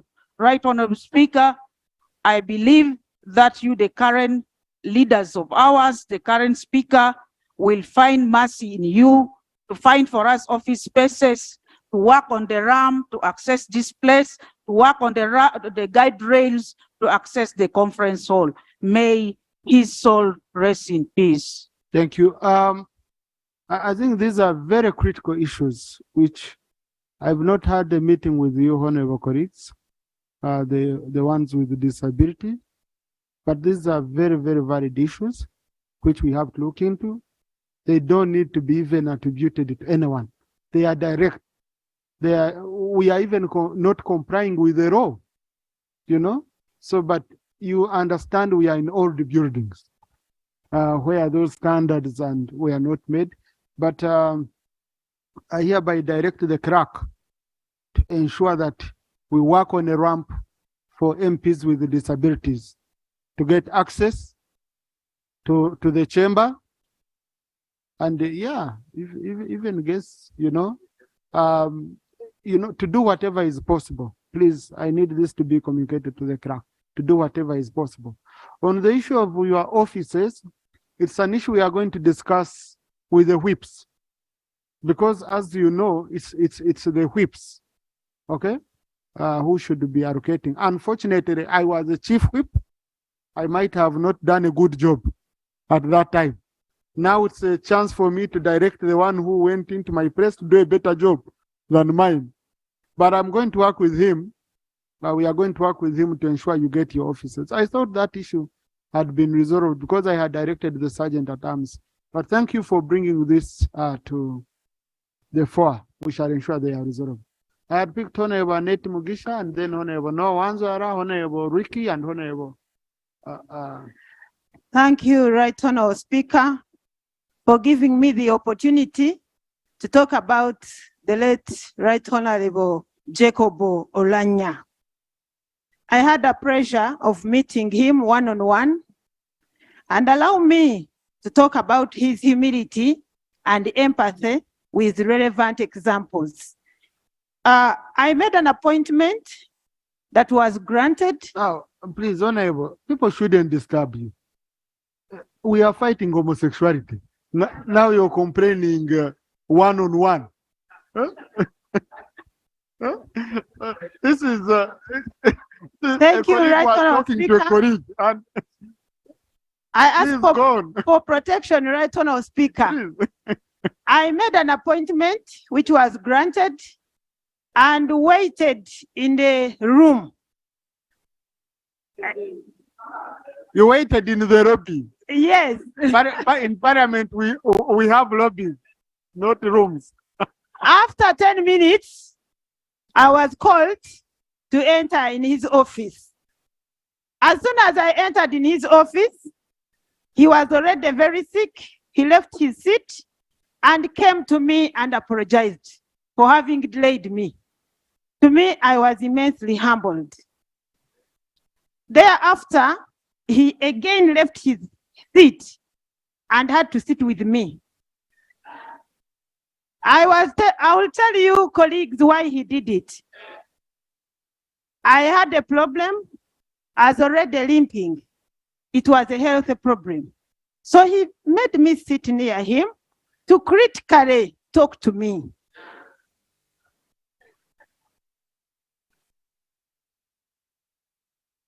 Please, Honorable, you're protected.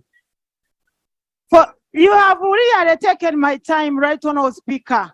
You'll allow me to complete this because it is a therapy that he left me with. Honorable, you're protected. Go on. You're protected. Yes. So, for that matter, let me unveil the problem that I had. I had arthritis, and it was in its days. So he guided me, and he accorded me support. As I talk now, I have no pain. Since that time, he left me with the therapy. For those who are suffering from arthritis, come to me. I'm now a consultant. Thank you so much. Honorable Wanzara.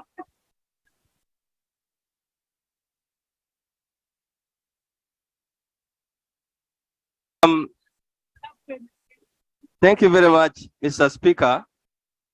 Mr. Speaker, I want to join the House to pay tribute to the late Honorable Jacob Oulanyah.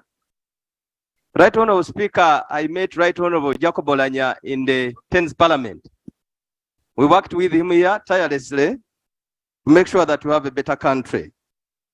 Right Honorable Speaker, I want to thank God the time he gave to Right Honorable Jacob Oulanyah and the time he gave us to stay and work with him. Right Honorable Speaker, Honorable Jacob Oulanyah was there in time of trouble. When you had problems, when institutions have problems or had problems, Right Honorable Jacob Oulanyah was there. I want to cite one example. When the Church of Uganda constructed the church house on Kampala Road, for those who can recall, of course, they had serious problems with the Equity Bank. Equity Bank wanted to take over that structure because they had borrowed money to Church of Uganda. But Right Honorable Jacob Oulanyah was seen going to Namirembe with 100 millions and some other colleagues of his to support the Church of Uganda to make sure that they can recover or have their building back. That's Jacob Oulanyah. I want also to mention, Right Honorable Speaker, that Honorable Jacob Oulanyah fought corruption, as Honorable Dur Jonathan stated clearly. But to me, he left unfinished business with this Parliament At the same time, I learned a number of lessons. Right Honorable Speaker, the unfinished business I'm talking about is about our people who do procurement for our country or for projects in this country. You find out that a bridge which would cost or which can cost like 2 billion, it will go to 3 billion.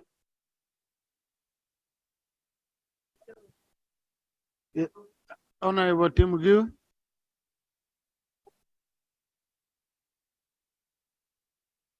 Thank you, Right Honorable Speaker.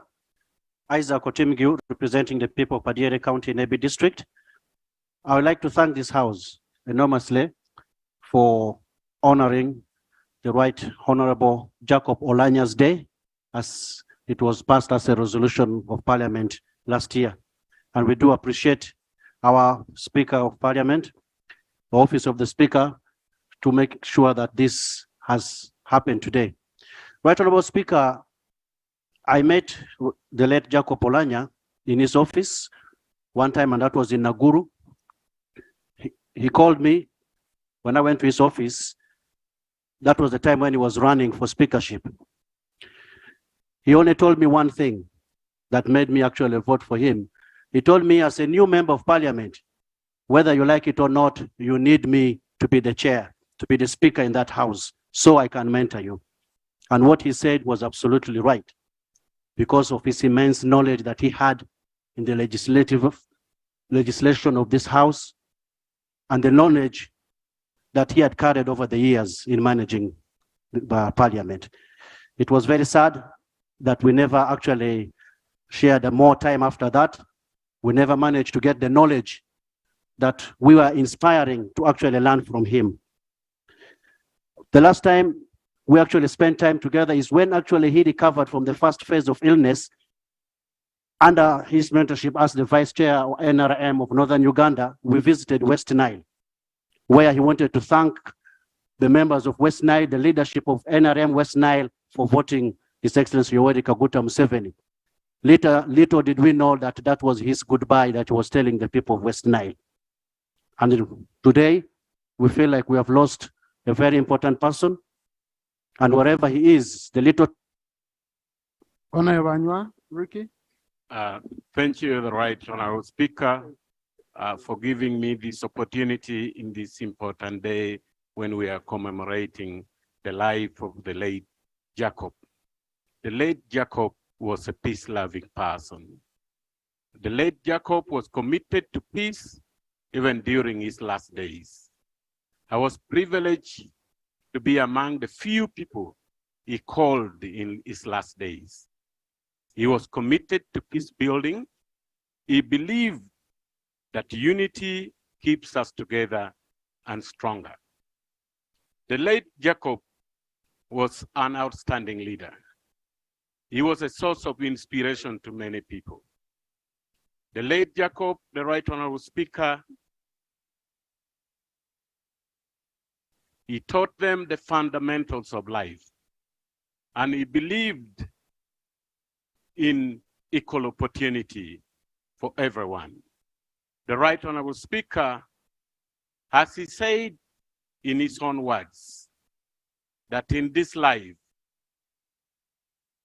we are running a race, and we give the baton whenever our time comes. He has given that and passed that to us. May his soul rest in peace. Thank you. Honorable colleagues, I'll be doing another round. So when you see me leaving an area before picking you, please take heart. So Honorable Neteresiri, Honorable Kagwera, and then Honorable Court.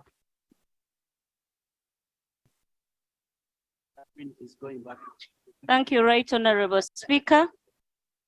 Right Honorable Speaker, I join the members in supporting the motion.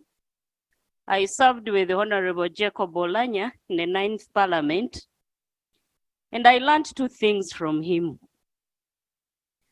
Honorable Jacob Oulanyah was a man with a lot of humility, and he knew how to apply it when it was necessary. But if you came on the wrong side, he also knew how to respond back. So his two characters would be applied when it is necessary. Right Honorable Speaker, while he was chairing the House as the Deputy Speaker, I remember he told us when we had just come in, and he said every time you want to get up on the floor of Parliament to say something, or in any meeting, ask yourself, is what I'm going to say relevant? Will it create an impact? Or I am just getting up to say something? Keeping quiet and not speaking sense will leave people not understanding who you are. Other than you getting up and you speak nonsense,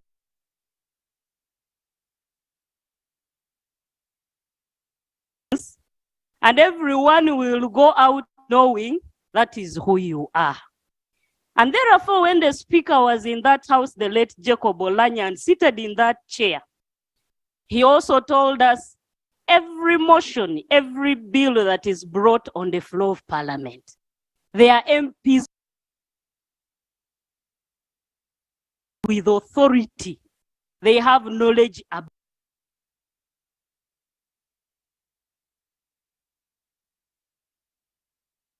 it. If you know you have little knowledge about whatever is being presented on the floor, sit down and learn. Honorable Kagwera. Thank you, Right Honorable Speaker. About late Honorable Jacob Oulanyah, like colleagues said, I knew him during the Makerere times. I'll be very quick about that time, that when members were speaking, I remembered the good campaigns between Mao and Mayombo.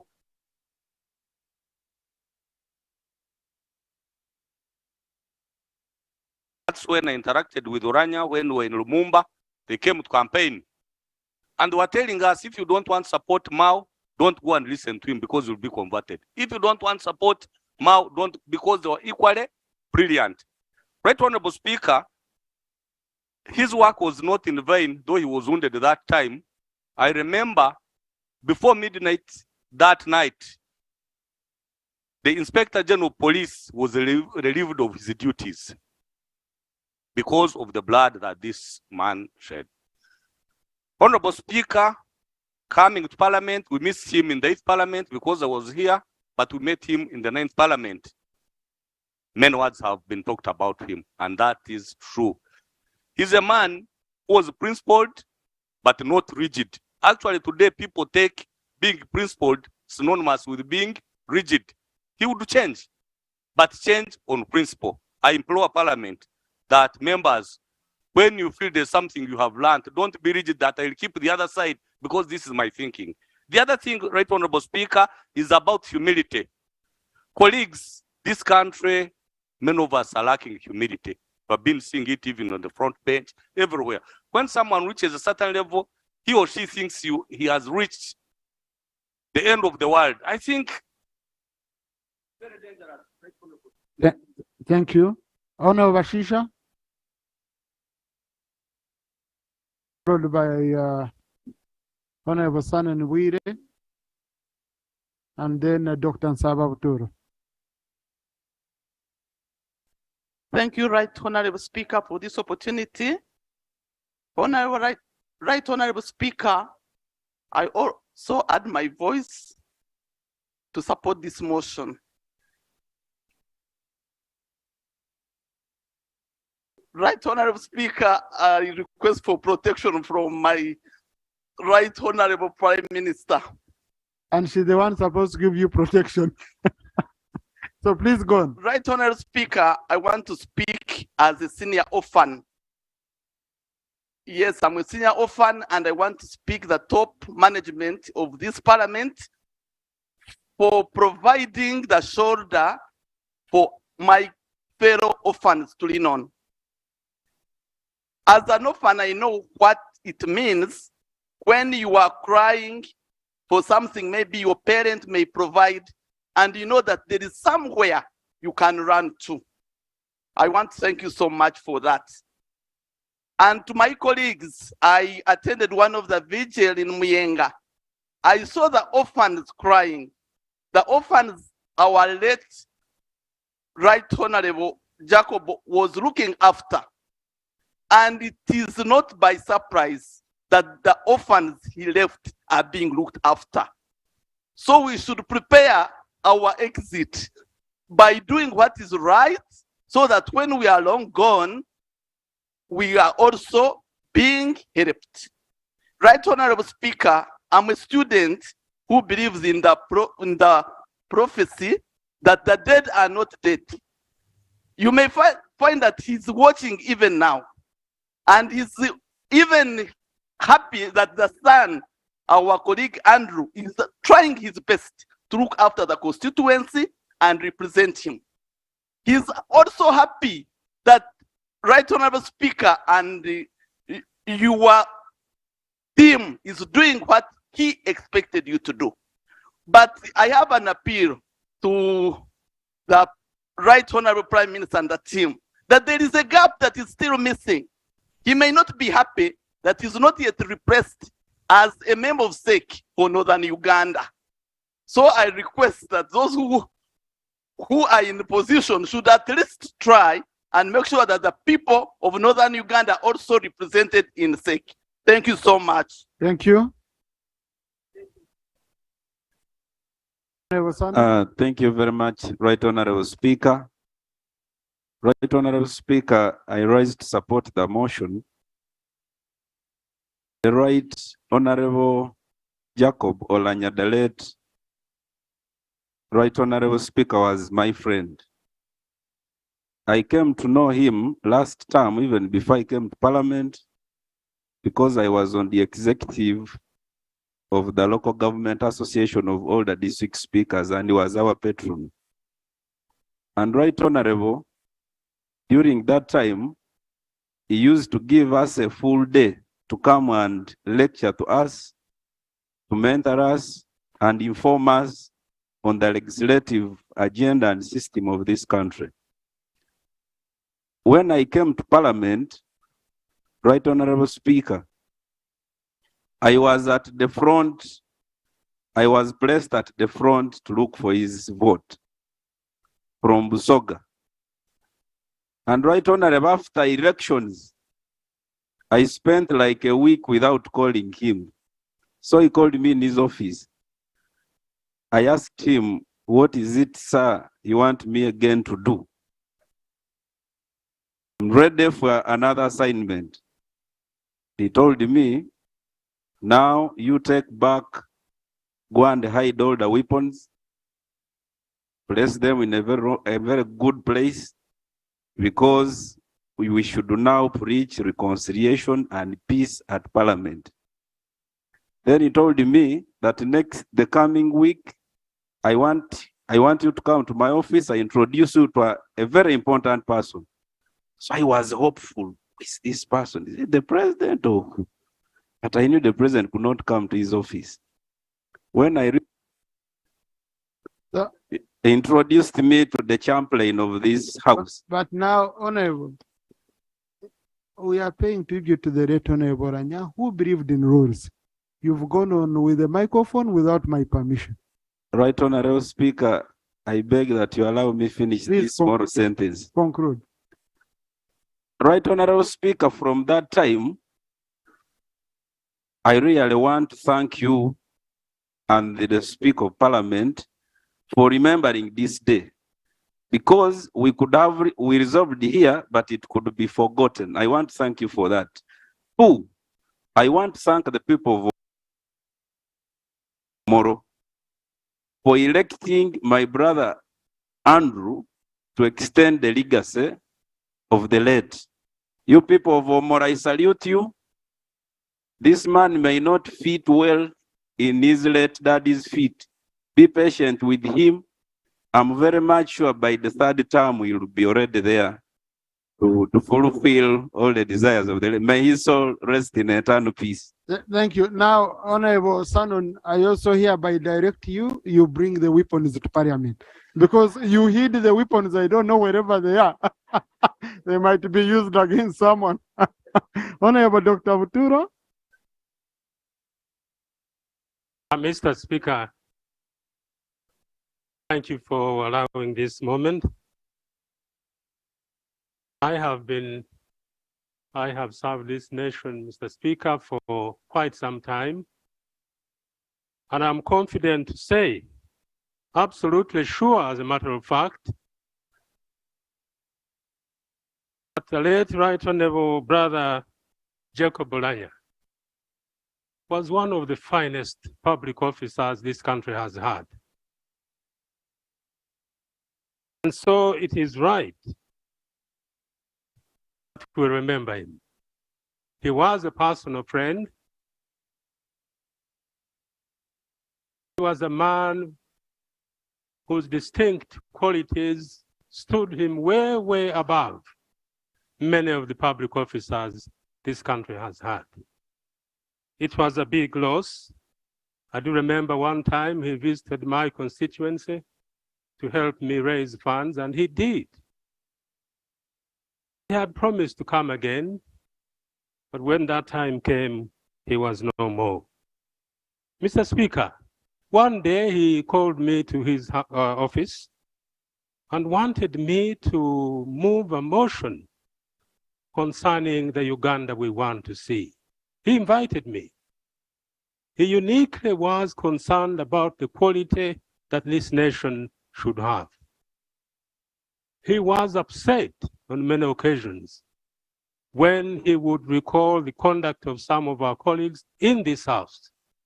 For instance, Mr. Speaker, he was disturbed by a practice we continue to see, where a member of parliament holding the floor. Honorable, switch on and conclude. Mr. Speaker, thank you. Where a member who is holding the floor should ordinarily address the speaker. But you see, and this is in conformity with the Commonwealth practices, the member holding the floor should address the speaker, not the speaker and honorable members. That is not accepted practice, and he was disturbed by it. He had promised to talk to members about it, Mr. Speaker. I suggest finally that in honor of this man who was distinctly in his own class, as far as this country is concerned, we should go back and remind ourselves about standard practices when it comes to our general conduct in this house. Mr. Speaker. Now, what Honorable Dr. Buturo raises, I mean, these are the issues you're praising the Right Honorable for. But when we try to apply them on you, the corridors become hot. Members run out. But I think slowly by slowly, because there are some members, for example, I've attached to senior colleagues for mentorship after observing your weaknesses. But they go there once, they disappear. Because I follow up. Then I have colleagues. You come to my office, you have issues. I say, no, Honorable, I can call a minister. We'll resolve this issue. Member says, no, but my constituency won't see me. Okay? But this is not what the Right Honorable Oulanyah was talking about. When you stand up, speak, and I say under which rule, you call me a dictator. Okay? And yet that's what, when you stand up on point of procedure, you should mention the rule, not me telling you the rule, because for any reason, it must be anchored on the rule. So, honorable colleagues, as a way of paying tribute, the best way, is for us to reflect on how we conduct ourselves. Even us as presiding officers, we are making mistakes. And we are going back and reflecting on how we conduct ourselves. We consult very senior colleagues. Some of you are not in this position, but you might be even better in terms of knowing these things than me who is here. You might have not gotten an opportunity. Okay? So all of us, the moment you know that you are not complete as an individual in terms of development, that's the beginning of developing and becoming a better legislator. And the moment you know me, I'm at the apex, you know, I can stand up when I cause commotion twice the speaker because of wanting peace. He will give me a chance. There are some of you I give a chance for the sake of peace. Yes, I want to admit, not for the sake of you being the best legislators. Okay, but I know the best way I can have peace. Okay, it happens. And it's a tactic. I say, no, I better give him peace, and he speaks and we have peace, and then we continue. Otherwise, I would adjourn the house or suspend the house to go back. And so let's reflect. Let's reflect. Let's try to be better legislators. Whenever you're presenting on the floor, colleagues, ask yourself, if my son in the future is reading this Hansard, what will he talk? Do you read your Hansads, by the way? You need to go back and you read what you presented on a topic.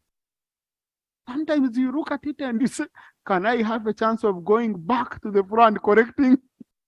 Okay?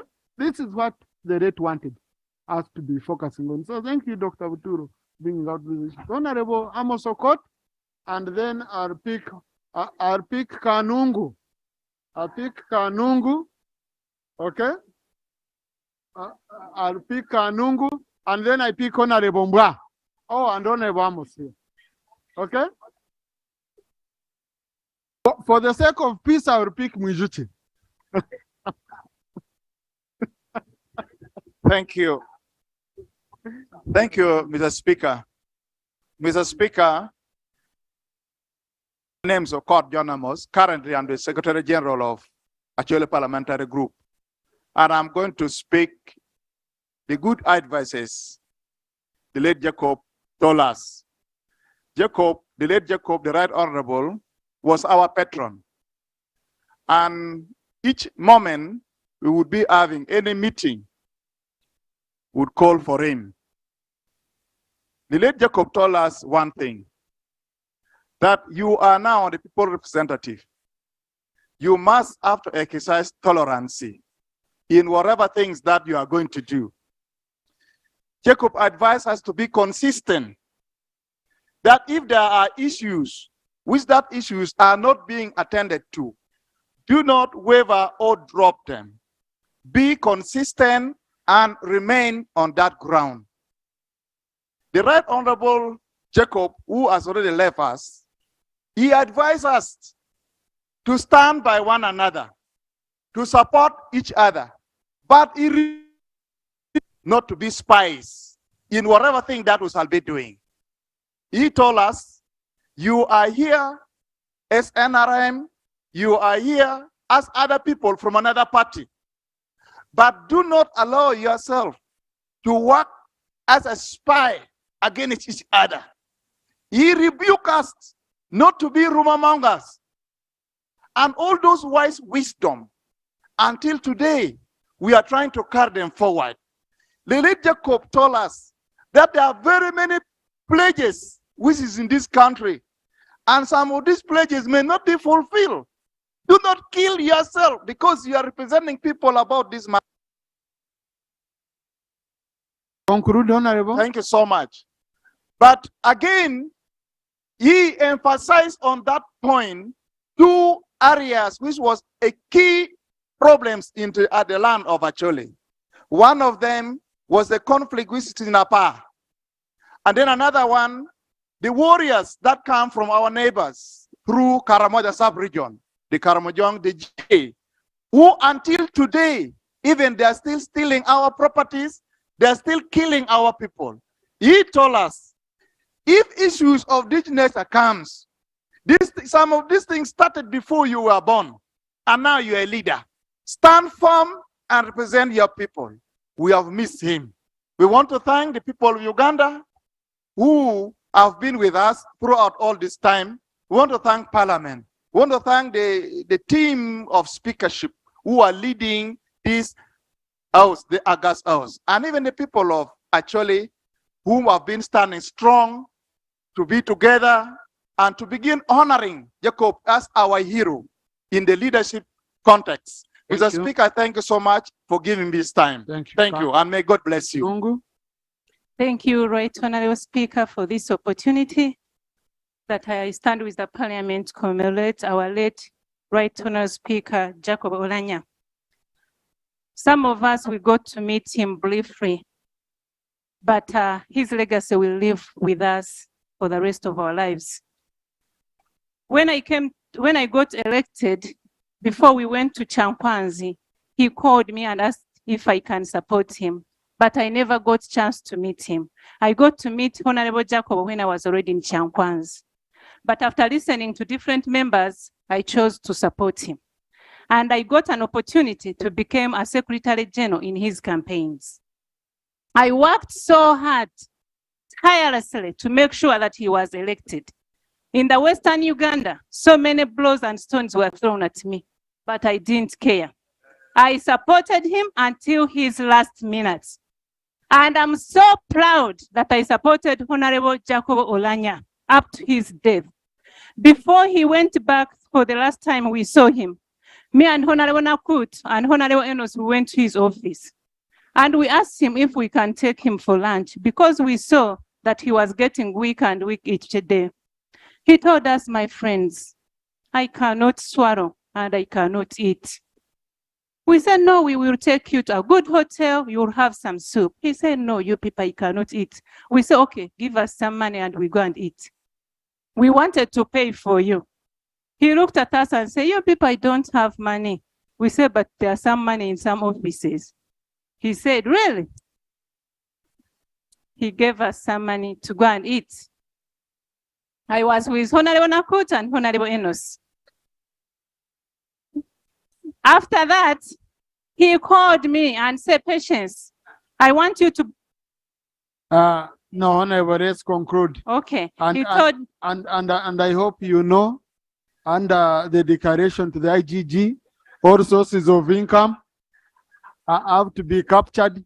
You're right, Honorable Speaker. The money he gave us was just a little food, just a plate of food. Nothing much than 50,000. So you're right, Honorable Speaker. After that day, he called me and asked me to bring him a man called Martin. I brought him the next day to his office and we prayed with him. And he said, I don't know if I will be here for a long time. But I want to say I'm proud that we have supported him and he became a speaker before he died. And I want to say, may his soul rest in peace. Thank you. Thank you, Honorable Minister for Health.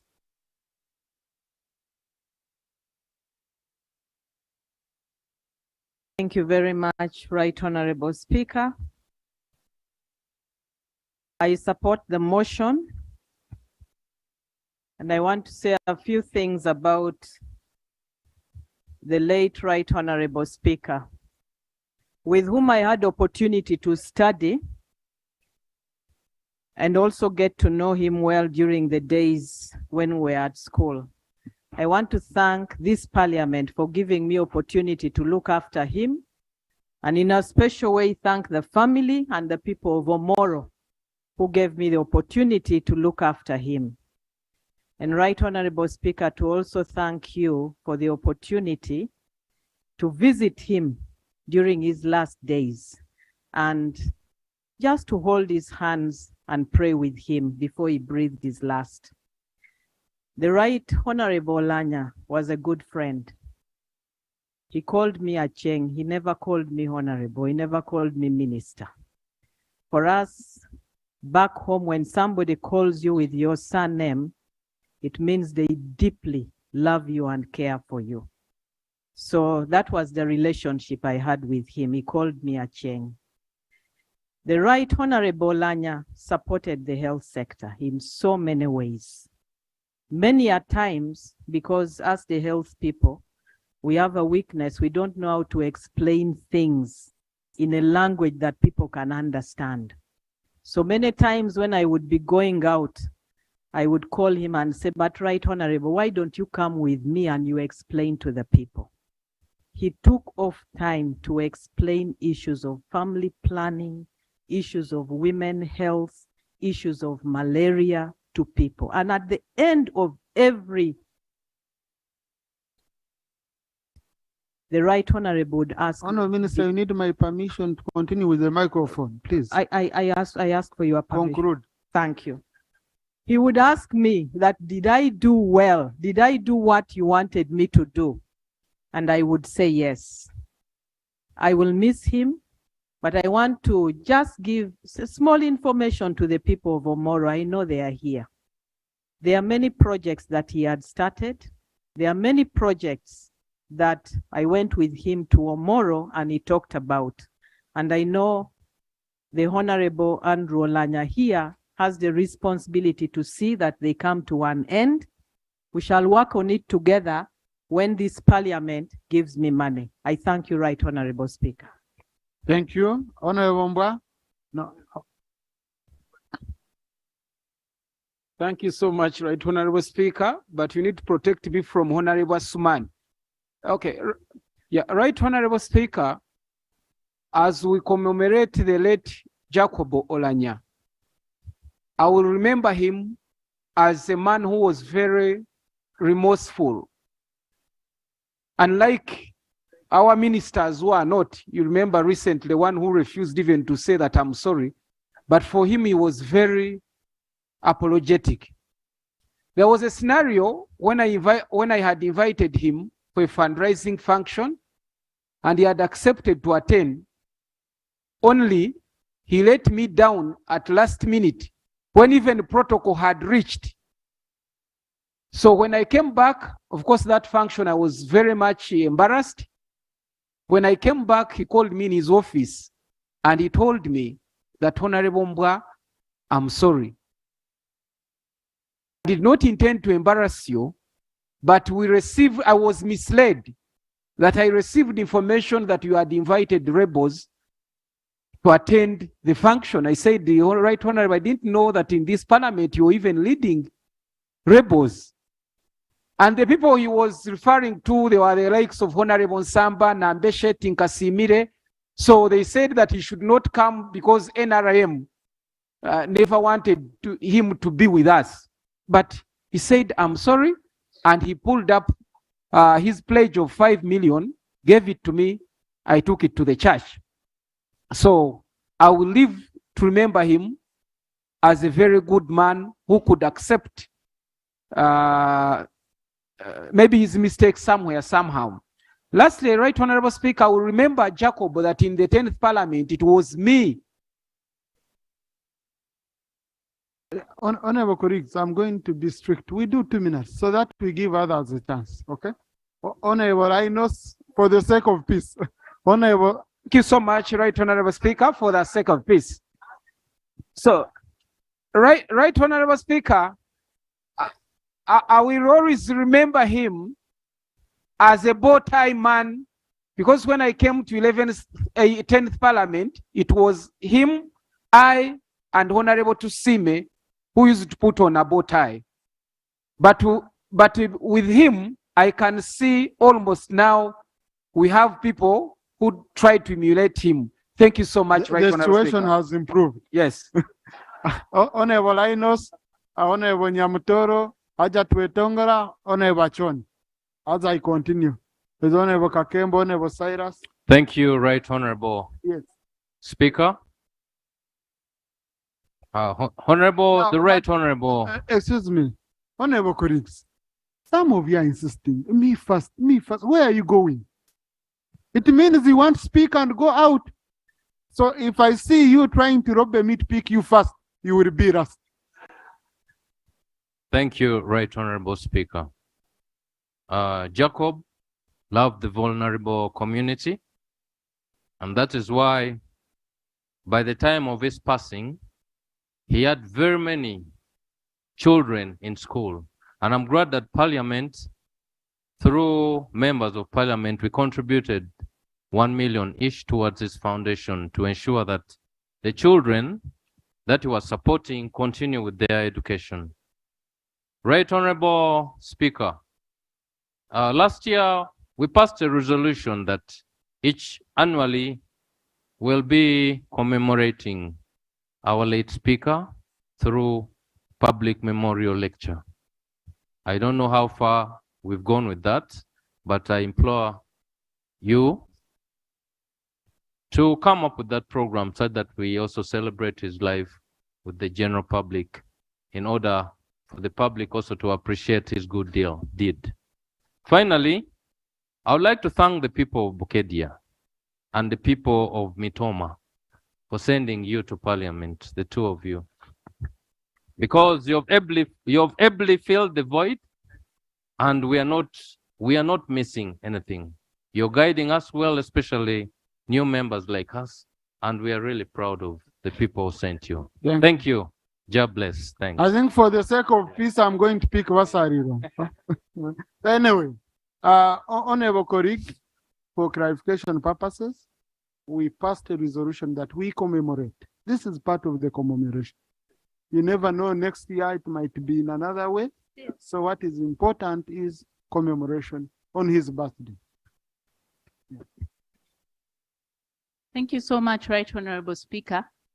There are 1,001 things that I would say about the late Right Honorable Jacob Oulanyah.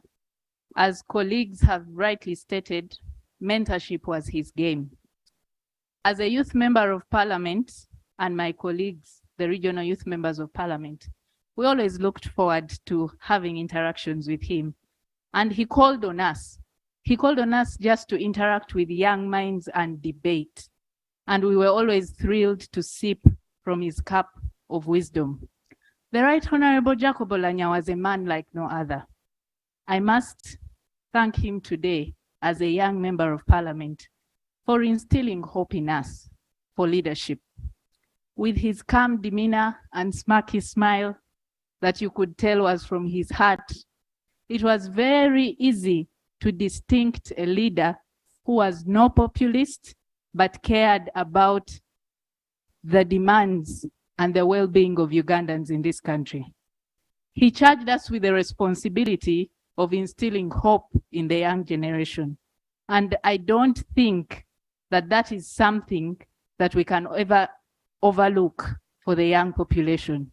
Right Honorable Speaker, the Right Honorable Jacob Oulanyah was a very, very humble man, as many colleagues have stated, but also with a very high sense of fashion.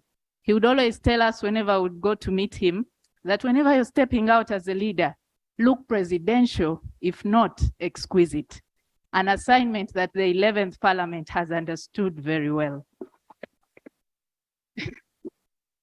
Right Honorable Speaker, to the late Right Honorable Jacob Oulanyah, as I conclude, he simply understood leadership as servantship. And what a man, I must say. We still continue to admire him even in death. Right Honorable Speaker, I beg to conclude. Conclude. We still continue to admire him even in death.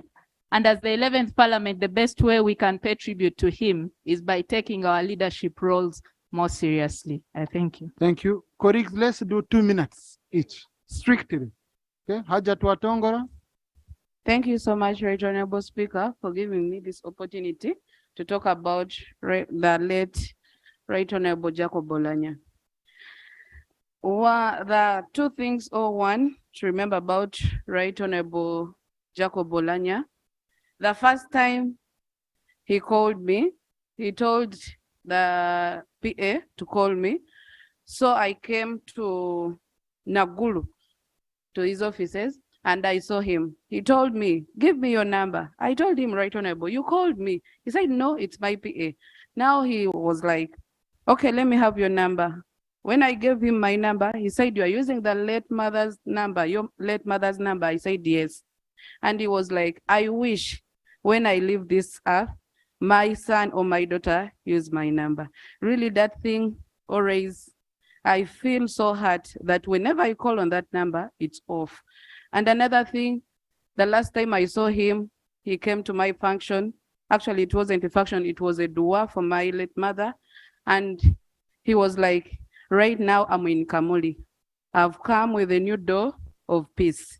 I really miss Right Honorable Jacob Oulanyah. And I thought I would not be able to talk about him, but I thank God that I was able.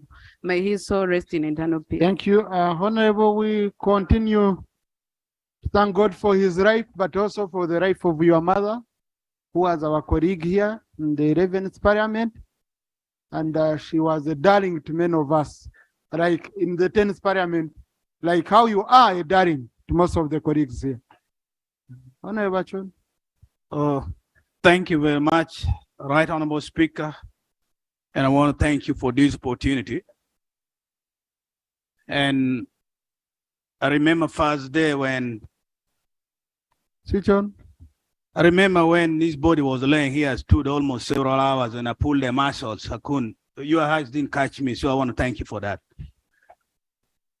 Honorable Speaker, what I want to tell you, and I remember very well about the late, the two months before he really got sick, he went to northern Uganda, he went to West Nile, he went to Chole and Lango to put everybody together, to reconcile. Everybody said they wanted forgiveness. Everybody should work together.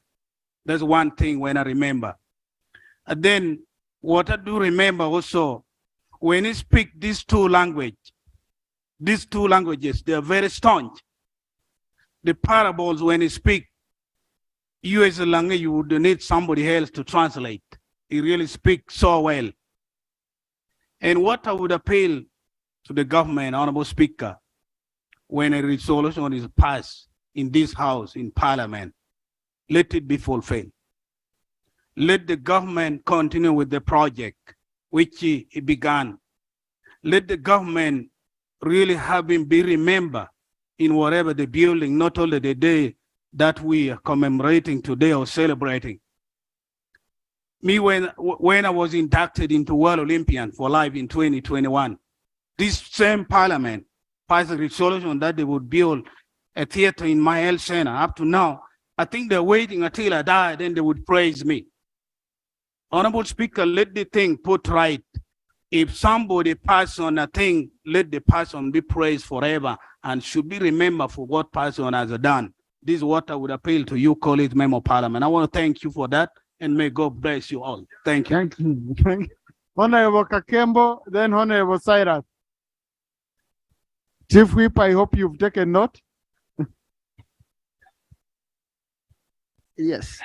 Right Honorable Speaker, I want to thank you for allowing me to join colleagues in supporting this motion as we commemorate the life of the late Jacob Oulanyah, a very great man of this country.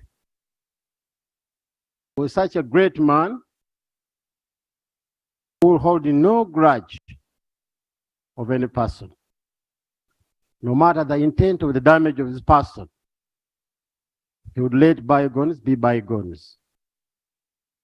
I remember him when he stood for speakership, and he called me. He wanted my support. Stubbornly, I told him in the face that I'm not going to support you, because I knew he would not win. But when he defeated me, I got scared of him. But when I went to his office, he reminded me and he assured me that, Michael, let bygones be bygones. We are here for a mission beyond our political parties, but a mission for Uganda. Let us go and fight to make Uganda a better country. Forget your political party. In Parliament, we are discussing Uganda first. I was so surprised that he could say that to me. He was a man who would want to see you succeed in your goal. And you go to his office, he will labor to teach you. You go with a question that is not. No, we agreed 2 minutes, colleagues. Let's conclude. Thank you. Yes. Honorable Cyrus, how gone? You know, I use Honorable Kakembo, the good example, because he's a gentleman. I know no quarreling. So let's learn from Honorable Kakembo. Thank you, Right Honorable Speaker. I also promise to be a gentleman. Right Honorable Speaker, 3 issues. Number 1, the late Oulanyah so much had passion for legal aid. The bill for which I've been moving and the Committee on Legal has already prepared the report. I want to ask of you through your chair that this bill is passed into law in his honor. He loved it so much. Legal aid, supporting the indigent persons. Number 2, the last matter that he decided on this seat, and very importantly, was the issue of processing bills at the end of the term of Parliament. I remember the last word that I had with him was on how we save the work which was about to collapse because the term of office had collapsed, and he gave a ruling. I want to urge you, Right Honorable, to help us quicken all the bills which are in the pipeline so that by the time we close, no bill should be caught up. Another one was the issue of NUSAF 4. He was passionate about it. An affirmative action for Greater North, because the people of the Greater North are really yearning for that equality. We are doing it badly. NUSAF 4, the silence of government has become so eloquent about this, and government needs to speak up on NUSAF 4. Right Honorable, finally, he was a man of fun. When he loved to have fun, for instance, when we celebrated Christmas days, he loved Lingala. I loved it when he had the Honorable MP was in Igulu, Honorable Leandro Komakech, and Honorable Okupa, myself, and we would take on the floor to dance. And he had that kind of cape, I don't know how they call it. That one. Yes. That one. He was the best. He was the best. He was the best. Yes. So, colleagues, take time to listen to this, because all the presentations you have been making were issues which were for formal work. But I'm talking about his other life. Whenever we pass the budget and we go to the gardens to have fun, that is when you see the real Jacob, the man from Omoro, the man of sense, the man of peace at the same time. He would express himself through his face, but not uttering words on the microphone when he's on the seat. I saw he did one thing. He came to the seat when we were at the tent because he was demanding for something to be expelled from the record of Parliament. So I got to realize that records that go to the answer are very important. He was keen. He came, sat out until the speaker said, we are going to expunge what you want to be expunged from this. So whatever goes to records is very important. And I request through you, our speaker, that sometimes we make mistakes. We beg that you be merciful to us, not to utter words that go to the answer and hurt us later. Thank you. Okay. May you all rest in peace. Cracker, was that 2 minutes? I think so. Thank you. Now, yes. Just colleagues, on that point, which Honorable say, he has made 2 points, 2 critical points, which come back to us as the leadership of the House. One was on the legal aid bill. If the report is ready, we are going to give it space. We want all these bills cleared. Then on the issue of business, which lapses, you remember the ruling he made was because of the period, because Rule 235, and I think now we sorted it under Rule 235, sub-Rule 4. Okay, the whole of Rule 235 talks about that, but sub-Rule 4 says that business has to be reinstated within the first 14 sittings of the first session. Now, that means if you are a mover of the bill and you're still interested in the bill, come and move a motion on the floor, reinstating the bill, and that bill shall be a fresh reference to the committee. Because the committee which was handling it that time, that left it maybe in the middle, is the committee which is maybe newly constituted with new members. Okay? So we have that cured. It's a matter of if you are moving a bill, whether private members bill, or whether government bill, if you're still interested at the lapse of Parliament, ensure within the first 14 sittings, you be on the door of the Speaker to be allowed to move a motion to reinstate. the bill. So it's catered for properly. So now, honorable colleagues, yes, I had picked Muiche, but when we were starting, one of the first MPs who was in was Jonam. You know, Honorable Emmanuel's name. The second name is like a botanical name. Please, please, please, please, please, please. I picked this side, okay? Yes. Okay, and I'm coming back this side. Okay, but this side, one of the first people was Ongerito Emmanuel, MP Jonam. Please, Honorable Jonam. Thank you, Right Honorable Speaker. Even Aaron Mayanja was in very early. Yeah, and Mr. our Speaker, DP whip. Mr. Okero, Speaker, Okero. Yes. you will remember on the burial day, retired Archbishop Luke Orombi mentioned that Right Honorable the late Jacob Oulanyah was a universal person. And he mentioned that there was one MP from the opposition upon announcement of his death cried, and it was me. And I cried for two reasons. Number one, Right Honorable Speaker, as Jonam people, we have been struggling about our land in Noya district. And as we speak now, unfortunately, the Jonam people have been chased away and they are struggling. I cried because at one point, the late Right Honorable Jacob helped us to get in contact with one of the persons who was owning large chunks of land. And we had a discussion in his office. And we thought that would be hope for us to follow up, and eventually the Jonam people would go back on their land. That was one reason why I cried. The second reason, Right Honorable Speaker, Honorable Silas mentioned something about it, NUSAF 4. He told us when we went as executive members of the Greater North Parliamentary Forum, and he told us that he had to meet with the president 3 times because the government's orientation was now. So, Honorable, okay, conclude.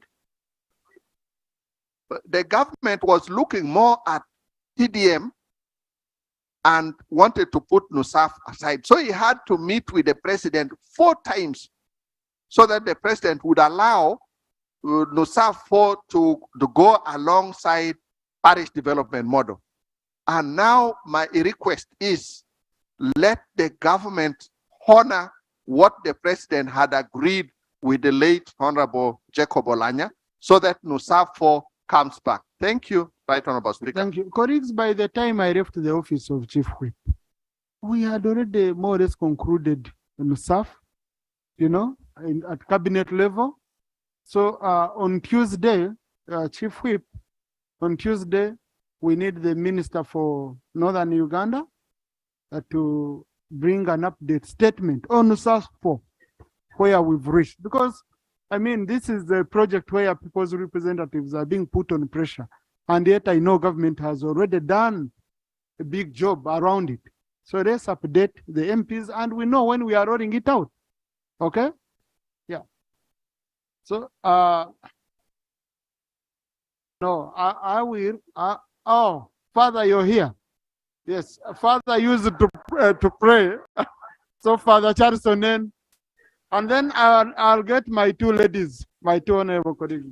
Yeah. Thank you, Right Honorable Speaker, for giving me this opportunity. I rise to support the motion and to pay tribute to the fallen Speaker. Right Honorable Speaker, the inside of today is the outside of tomorrow. What this parliament is doing today and what you, the presiding officer, is doing today is what shall be done tomorrow.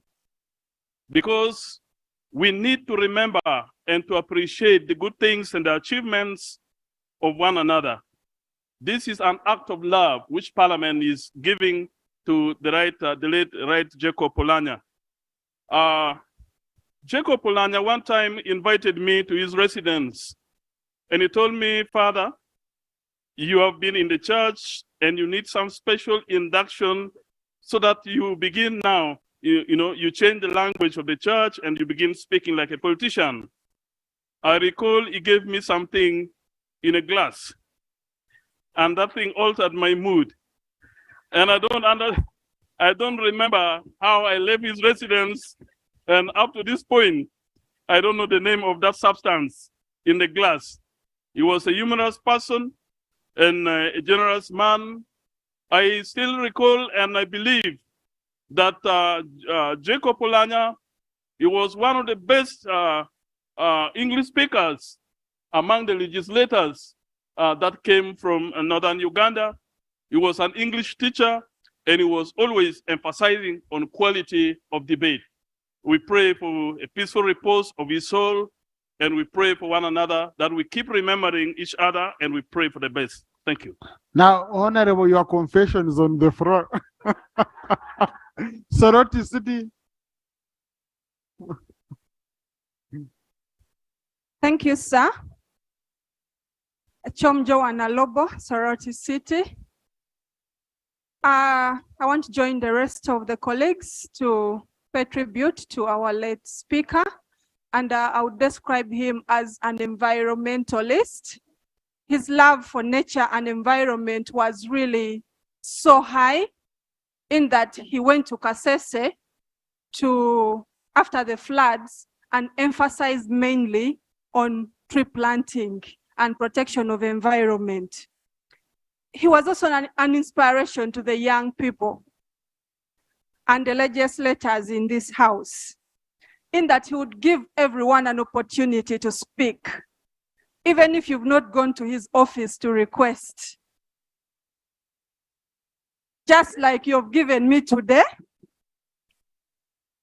And he would make sure that even when you make a mistake, he would keep encouraging you and give you the time to express yourself.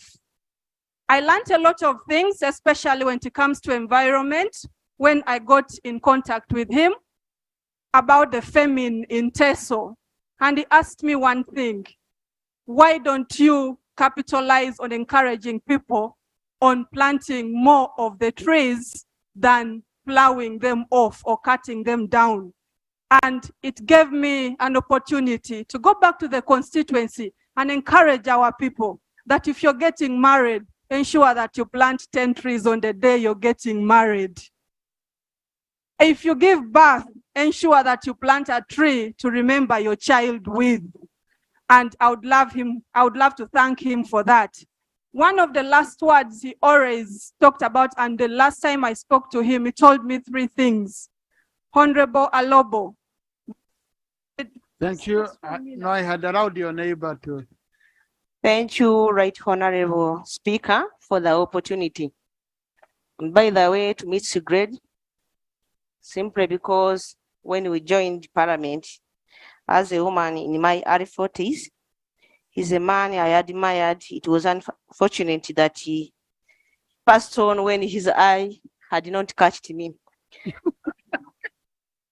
So, as we commemorate him, Right Honorable Speaker, Right Honorable Speaker, as we commemorate him, Honorable Bariomusi has made us remember the cause of his death. Right Honorable Speaker, if you happen to visit the Cancer Institute, Ugandans are suffering. Much as the rate person, everybody can admit that he received the desired medication, which is not a chance to each and every Ugandan. If you happen to visit the Cancer Institute, Ugandans are suffering to the extent that they sleep outside, they miss their doses, yet they do not possess the chance of being catered for by institutions as the late Oulanyah. Right Honorable Speaker, up to now, Ugandans are not informed about the major causes of cancer, yet we would have been praying the preventive measures such that the lives of the people can be saved. Right Honorable Speaker, I think this is time when we should fulfill what we signed in the Abuja Declaration, such that 15% of our budget is allocated to the health sector. Right Honourable Speaker, I beg to submit. Thank you very much.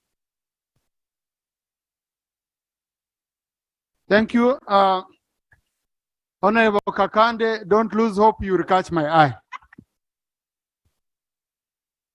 Okay, Dr. Hildaman Hirare Chiaga. Honorable Hirare Chiaga. Thank you very much, Right Honorable Speaker. Permit me to speak about the late in the artistic way. The late Jacob Oulanyah loved the art and creative industry. In that regard, the vulnerable sector was catered for by the late when he came up with the 2006 Copyright Law and Neighboring Rights Act. I had a chance to visit his office on how we can rectify and have this law amended such that it fits the modern times. He gave me a go-ahead, Right Honorable Speaker. It is a pity that when I was granted leave to work on the private members' amendment, the government got appetite, grabbed the bill, and up to now, they haven't presented anything in that regard. So, Right Honorable Speaker, as we talk about Jacob Oulanyah, and as the Minister for Arts and Culture, I want to thank Shadow Minister. Because we don't have the Arts Minister that side. No, Shadow Minister. That's the record. You see, this is for the answer, Honorable. Okay, as the Shadow Minister for Arts and Culture, Right Honorable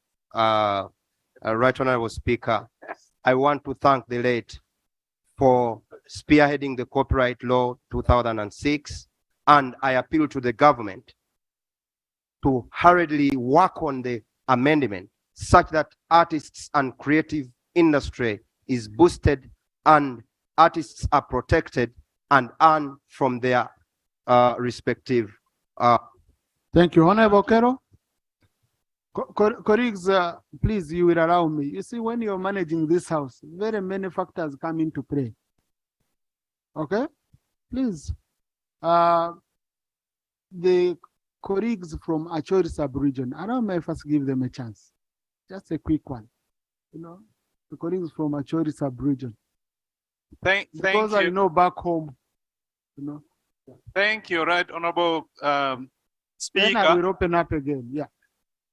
Mr. Speaker, when on Monday this week, I heard the brother of Jacob speak, I heard his son speak, I heard his daughter speak, I thought, as our tradition says, he is survived. Mr. Speaker, sir, this is a great day. And the house looks composed better than any other day, including the gallery. This is important to this nation. Mr. Speaker, Honorable Jacob was actually a solid man. He was so solid, and he appreciated diversity, and he appreciated our culture. When it was time to dance, he danced. When it was time to joke, he joked. But when it was time to work, he really worked. Honorable Speaker, his demise, I have learned from my colleagues here, that was not only personal loss to me, but his demise was personal loss to so many people, including all my colleagues who are seated here. Honorable Speaker, I want us to take his belief into our personal development. His belief that there is always room for improvement. I thank you very much. Thank you, Honorable Mapenduzi, then Honorable Gilbert Oulanyah, and then Honorable Ruse Akero. Right Honorable Speaker, I join my colleagues in thanking you. But let me very sincerely thank you and the Right Honorable Anita Mong, the Speaker, for providing firm leadership at the time when this parliament had been attacked by darkness as a result of the passing on of our brother. Right Honorable Speaker, you demonstrated that even when a colleague or someone is dead, the people left behind should provide the support needed to the bereaved family and make sure those who remained feel the comfort, feel the support they need. You did exactly that. Right Honorable Speaker, it would be important for the rest of the people in other institutions, whether ministers, whether in the local government. Right Honorable Speaker, we have been moving around the country. We are always faced with very disturbing cases of people who die in offices, who leave job, but nobody cares. There are cases where widows and orphans struggle for decades trying to chase benefits of their, dear ones. I think the example you have demonstrated should be taken, and government needs to take it seriously so that when the people who serve government, pass on, steps are taken and their families are taken care of. So I want to appreciate you for that. Secondly, Right Honorable Speaker, the Right Honorable Jacob Oulanyah invited me to his office. And he said, Honorable Mapenduzi, I have this petition that was given by civil society organization. Conclude, Chairman. Thank you, sir. And I know your commitment. I want you to study this petition. And if you find it fit, come up with a motion. Indeed, I read, and on the floor of Parliament, I move a motion seeking for a resolution of Parliament urging government to sign and ratify the Treaty on the Prohibition of Nuclear, weapon. Unfortunately, Right Honorable Speaker, to this day, the Honorable Jacob assigned a committee to do its part and report back to Parliament. I am sure the Honorable Jacob is seated in heaven, looking through the windows and actually wondering why the motion moved by the Honorable Mapenduzi has never been brought back on the floor of Parliament. Through you, Right Honorable Speaker, I think it would be prudent to compel this committee to report back to the House so that this matter is concluded. Thank you very much. Thank you. I remember we handled it in a wide manner. We had very many international treaties which had not been ratified. And we said the Minister for Foreign Affairs should come on the floor and he presents all the international treaties for the bodies we belong to. Because ministers go and even sign, append their signatures, but then they are not brought here for ratification. And yet they have very serious ramifications on our status internationally. We've been in some of these international conferences, and you ask Uganda, your ministers assented here. How come you've not ratified? Yeah, and even issues of subscription. So the Committee on Foreign Affairs, I think it's was it the committee which was assigned? Yes. So the Committee on Foreign Affairs, please, before we go into processing ministerial policy statement, because April and May, we usually focus on the budget. Let us ensure we work on this so that we know our obligations internationally. Oh, Chairperson Nora Bijura is here. Please, Honorable Nora, I'm giving you 2 weeks to bring a report on this issue. Okay? You don't need to respond. Okay? Yes. Honorable Gilbert Oulanyah. Thank you, Right Honorable Speaker. Right Honorable Speaker, allow me to appreciate Parliament for according this very important day for the commemoration of our gallant son. Right Honorable Speaker, in Acholi, the name Oulanyah is given to great people, to people who are serious, and is associated to very important people, especially when you are given that name 40 years ago. Right Honorable Speaker, Right Honorable Speaker, our brother Jacob Oulanyah, it was a uniting factor. I remember when he was voted the Vice Chair NRM, Northern Uganda, the way he mobilized for NRM especially. in my history, NRM had. Thank you. I witnessed how the father was struggling to meet His Excellency the President from Gulu Barracks. And the way the father was blocked, we were not happy. I pray, Right Honorable Speaker, when the family has something important to discuss with the President, let them be given the opportunity. I remember His Excellency promised that he will be in touch with the family and take care of the family. So let them be given chance and opportunity. We pray his soul to rest in peace. Thank you. But Honorable Gilbert, you seem to know what is going on in NRA more than even and even State House.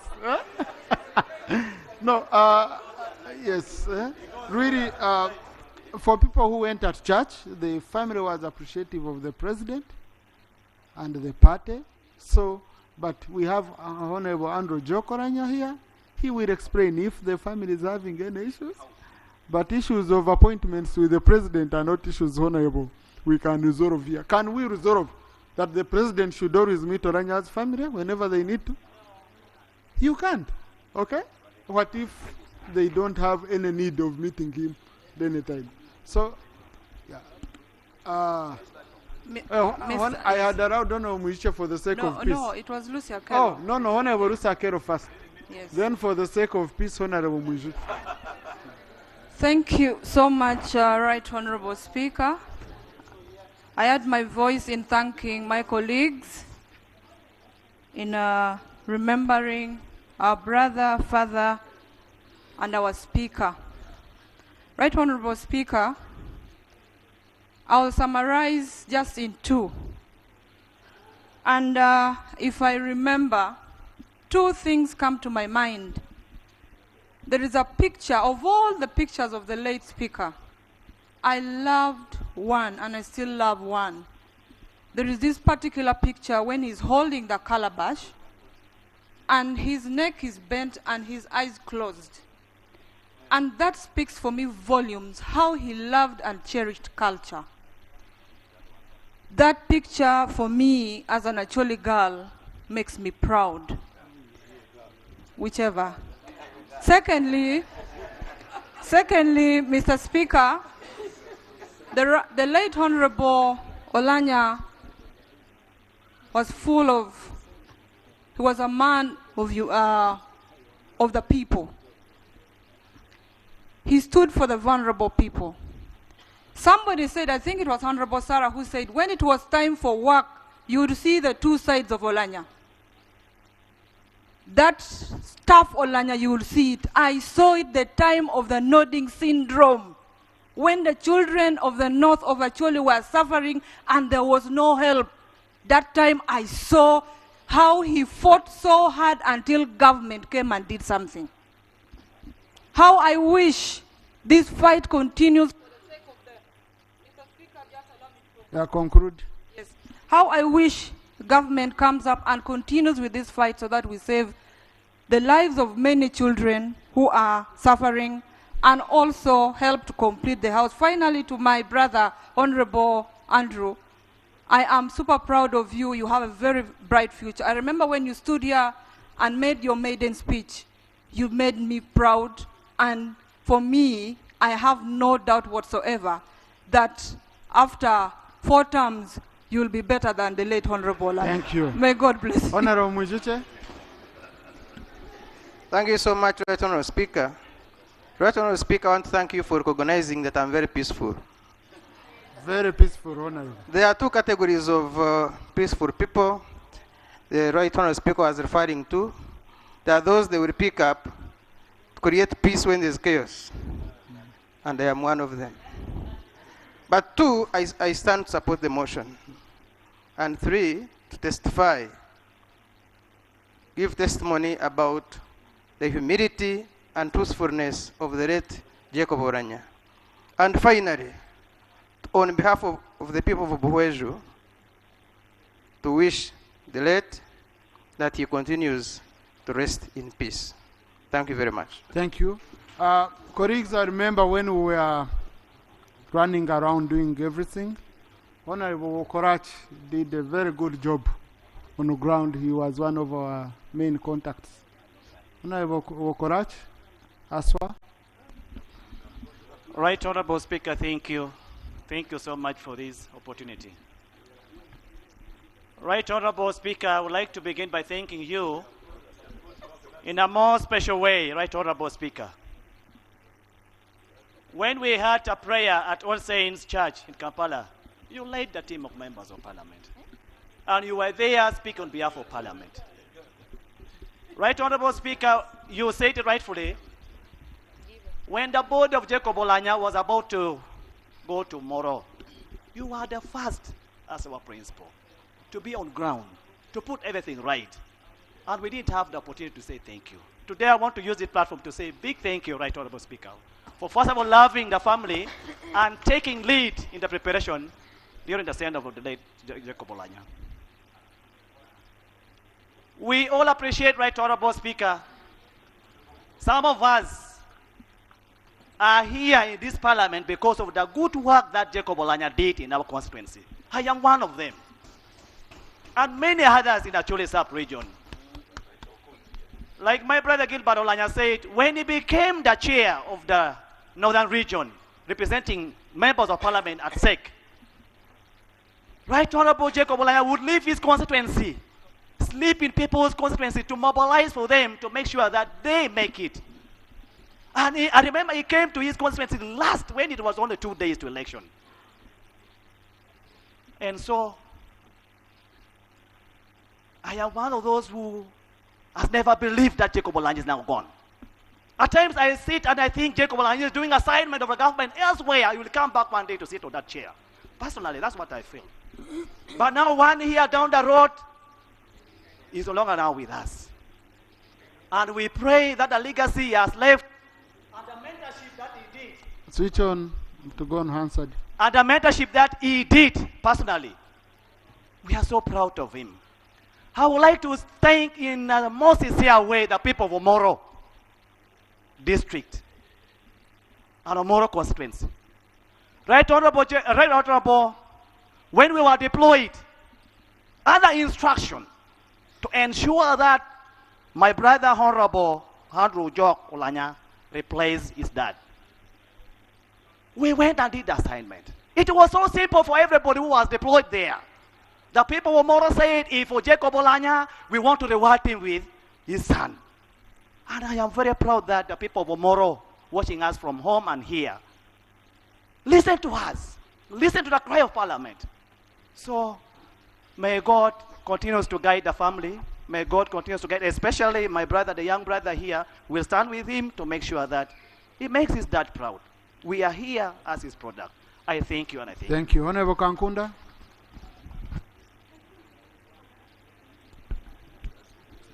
Thank you, Right Honorable Speaker.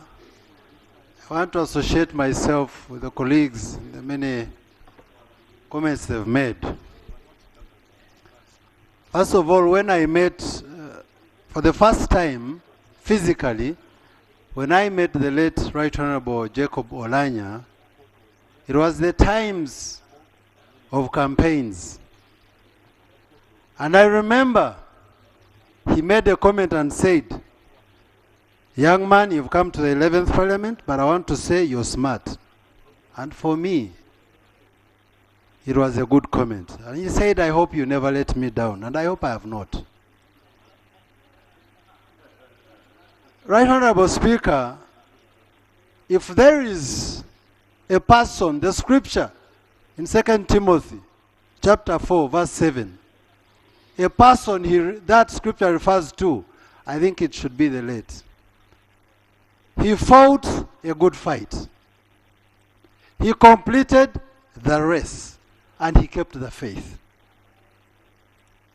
I remember his meekness that most of us have alluded to. He's a kind of person that you'd want to associate with the saying that that mountain, if that mountain cannot come to us, then let's move to the mountain.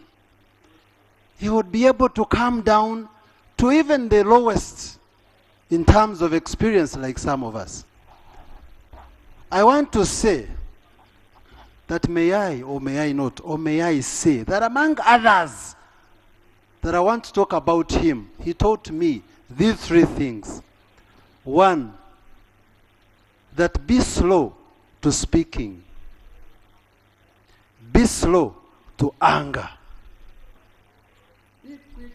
Honorable Azatom. May I conclude? Azatom.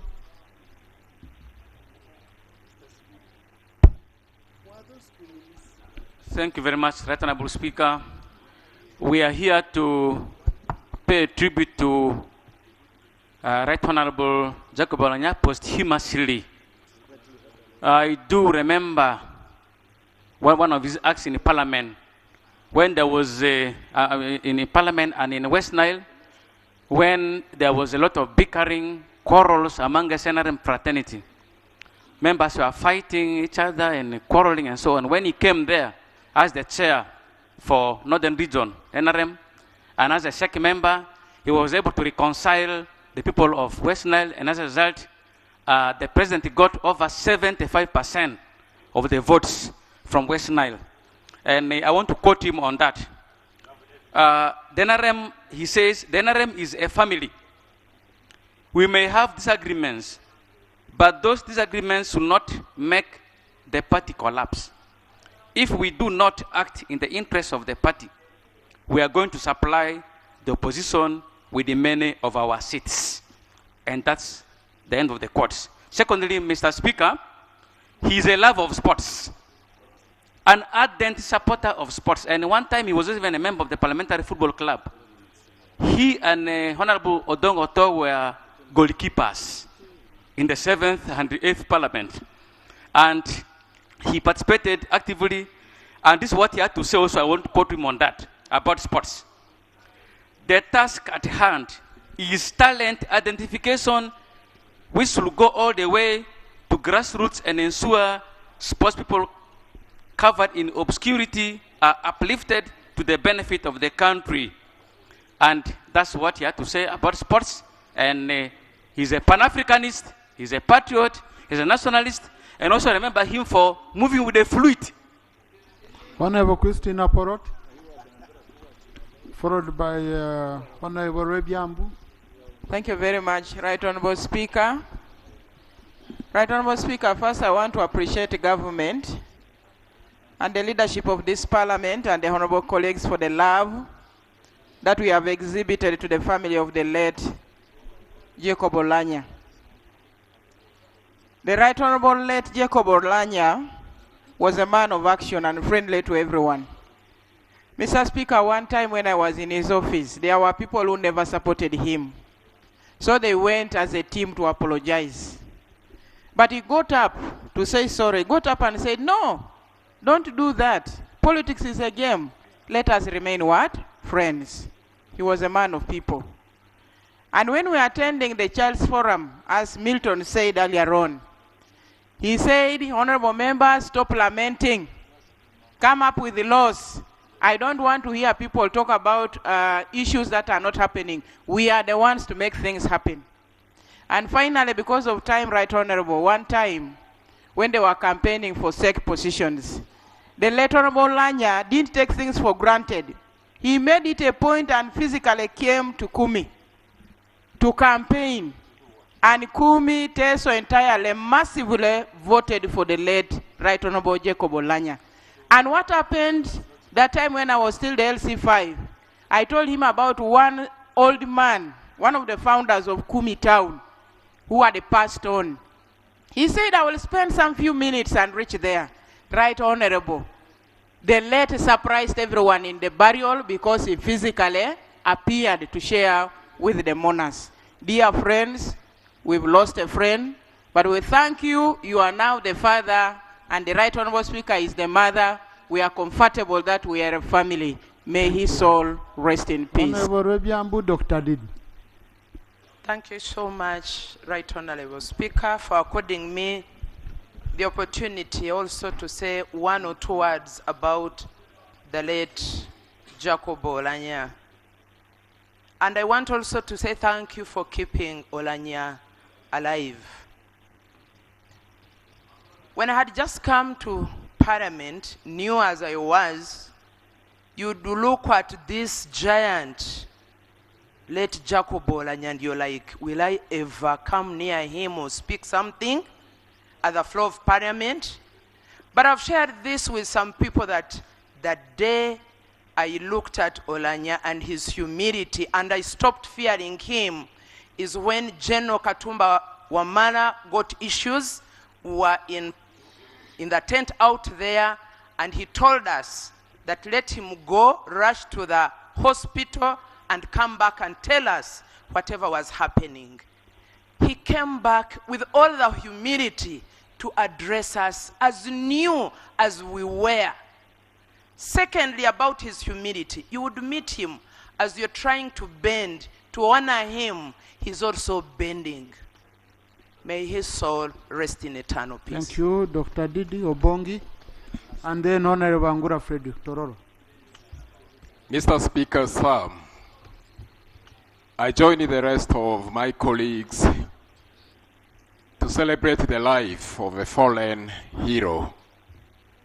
15 years ago, I got to know Right Honorable Oulanyah and the family when we worked together with the wife at UNICEF Uganda. The time Oulanyah came to mobilize votes for the NRM in West Nile, I told him I was contesting for the Obongi constituency. And he said, Dr. Boka, I want to meet you. And he gave me 45 minutes. The 45 minutes made me come to Parliament. I remember him for that. Speaker, sir, a year ago when we were paying tribute to our fallen former speaker, we pledged that we would improve advanced cancer diagnostic and treatment services for Ugandans. We would like to find out from the Ministry of Health and the government action taken to progressively realize that. This morning I was at the Cancer Institute and I had an opportunity to interact with the management of Uganda Cancer Institute. We promised to put a center of excellency for cancer treatment in this country. The project has stalled. We promised to buy PET machine, and that was moved by Honorable Cecilia Ogwal. To date, that machine has not been delivered. We do not have reagents, medicines, and staff. As we reflect, Doctor, conclude. Conclude. As we reflect on the life of the late Jacob Oulanyah, I pray that as the government and the parliament, and especially at this time when we are processing the budget for 2023-2024, we appropriate resources for the Uganda Cancer Institute. I submit. Thank you. Thank you. Honorable colleagues, there is a statement we're expecting from the Minister for Health. I think it was out of an issue raised by Dr. Tahigwa, Rukunjiri municipality at that time, and they were supposed to give us a statement on the status of Cancer Institute and the cost of treatment there, because someone needed a lot of money, we were told, to be able to be attended to. Please, Chief Whip, follow up on that, and we ensure that we bring that statement. Honorable Angura. Thank you very much, Right Honorable Speaker. Right Honorable Speaker, I want to thank you. As Chief Whip, I recall the day we lost Honorable Jacob Oulanyah. You stood with the family. You were there doing the mobilization, and I want to thank you for that, but also thank the Right Honorable Speaker for the support that the family received. Right Honorable Speaker, the late Speaker Jacob Oulanyah was someone who asked us to remain consistent. If you had an issue that you wanted to put across, remain consistent on your issue. I recall when our issues of Tororo were highly heated up here in the House. He told me, stand firm. If the boundaries between West Budama and Tororo County are the ones you're talking about, they will remain so. and government offered us an opportunity to travel to the UK, to the Commonwealth archives, to pick the maps. And when we came back, I reported to him, whereas we were waiting for the official statement, the maps that were shown to us in Entebbe are the real maps also in the UK. And he said, I have now told you that be patient, you are going to see that district being divided according to the boundaries that were prescribed then. That is the consistency that we knew the Right Honorable Jacob for. And I want to also request, Right Honorable Speaker, when that opportunity comes, we need to see that come to a close. Right Honorable Speaker, the late Jacob, the Honorable Speaker, loved sports.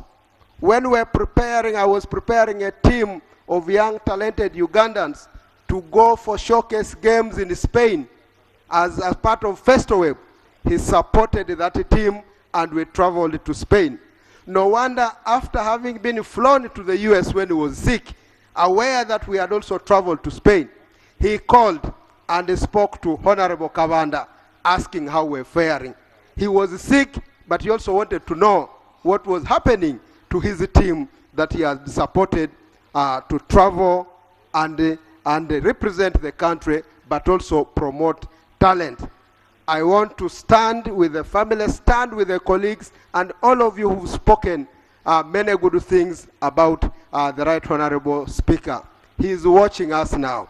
May I now request the good Lord, who is near him there, to wish him whatever masses that he needs as he rests in peace. Thank you. Honorable Ndamira, Honorable Jonathan Ebwaru, Honorable Aran Mayanja. Thank you so much, Right Honorable Speaker. Let's do. Allow me to thank the Lord that this has happened in front of the voters from Mitoma. They have seen what has happened. They should learn from the people of Omolo. They lost a gallant son and replaced him with Andrew, whom they have hope that they will deliver. And I wish that members from Mitoma should emulate what happened and keep Honorable Tayebwa in Parliament and wait for Rwanda Mayonza also to grow. Right Honorable Speaker, immediately after the 2026 elections, we were taken to Chankwanzi.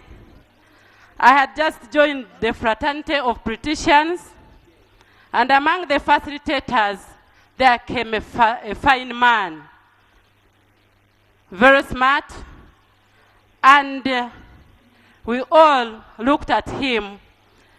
The ladies were like, wow. And I want to make it clear, Right Honorable Speaker, that Oulanyah in court was a self-contained man. He began as a teacher. He talked of smartness, and we would see him as a smart man. He later went to becoming a lecturer, but surprisingly, he ended as a preacher. Right Honorable Speaker, it is since then that I got saved. If you see me walking with the Lord, know that I got it from Right Honorable Speaker. I'm sure some of us have survived this political journey because of Jacob Oulanyah. May his soul rest in eternal peace. Thank you, Honorable. Honorable, no, he has been here. It's not that he has been here. Honorable, your time is already running. Right Honorable Speaker, I want to thank you very much. The Honorable Oulanyah is dead. But one thing that reminds me about Oulanyah is the high level of calmness and intelligence that you possess. Sometimes it reminds me of Oulanyah. You have disagreed with the people in this house, but calmly and intelligently. I want to thank you, Right Honorable Speaker. Number two, I want to thank the office of the Speaker and this Parliament. There is no law that will require that we pay tribute to Oulanyah after every 1 year. But you have done this because of the goodness of the Honorable Oulanyah. I want to thank you again. The Honorable Oulanyah loved women very much, very, very much. And one thing that I have done now and I'm doing is say that women are very faithful, very faithful. Once you have women, they are very faithful voters. When they tell you will vote for you, they will vote for you. So I have tried that, Right Honorable Speaker, and it's working. I've galvanized the support of the women, and now it's working in the constituency. Finally, Right Honorable Speaker, in whatever we are doing, I want to appeal to government, through you, Right Honorable Speaker. When we went to bury the Right Honorable Jacob Oulanyah, a number of pledges were made. Some have been fulfilled, some are yet to. I want to request your office to remind government that we fulfill all the pledges that we made that day. Government, I remember very well, President Museveni came here to mourn the late Papa Cuthbert Obwangor, the former minister in Obote's government. Promised to renovate his house. I want to tell you with a lot of pain, up to now in Katakwi, nothing has been done. But the government promised, through the president himself, came here to mourn the former minister, Cuthbert Obwangor. When my uncle, the late Peter Otai died, government was represented by the Right Honorable Ruakana Rugunda. Government made commitments to renovate his house and to ensure that there are people who had entered this land, to evict those people. I want to inform Parliament that nothing has been done up to now. Finally, I think it is not a good thing. If we are not able to do something, then we don't make commitments. May the soul of my brother, the late Honorable Oulanyah, rest in eternal peace. Thank you. Honorable, you've told us how the women are faithful to you. You've not told us whether you're faithful to them. Now? No, for the record of Parliament, I am very faithful to one woman called Josephine Awori, but I love women very much. I thank you. Thank you. I thank you so much, Reverend Speaker, for the opportunity. I stand firmly to support the motion, Reverend Speaker, because the late advocated for human rights and the rule of law worldwide. Reverend Speaker, I joined the Committee of Human Rights of Parliament because the late inspired me. Reverend Speaker, unfortunately, the late what advocated for is not what is prevailing in our country. Sincerely speaking, people being abducted in our country, enforced disappearances of Ugandans, specifically in Nakaseke Central. 4 people were abducted during 2 a.m., including my personal driver, and it is coming to 2 months. Those people are nowhere to be seen. We have done everything, we have reported everywhere, but the government has failed to account for these disappearances in our country. And it is very sad, and I'm sure the late is not pleased what is going on in our country, specifically about human rights. Honorable Speaker, secondly, it is about Lubowa Hospital. The late wouldn't have died from USA if we had Lubowa Hospital with facilitation, because the Parliament allocated funds. Honorable Barimwezo. Thank you, Right Honorable Speaker. I want to take the opportunity to appreciate you for setting aside this day to celebrate the life of late Right Honorable Jacob. Right Honorable Jacob was a very honest person, very frank person. Actually, he loved to make sure that we, particularly the new members of parliament, are mentored so that we can have good quality debates in parliament. A work that he had begun effectively. He loved people with disability. How often we miss him. We shall always basically miss that man. But I want to stress the point of making sure that our hospitals are basically given medicine. He died of multiple organ failure. And we have several diseases now, silent killers that are taking our people, including diabetes and others, which are silently killing our people. But we are looking on. How I wish this parliament can come out and effectively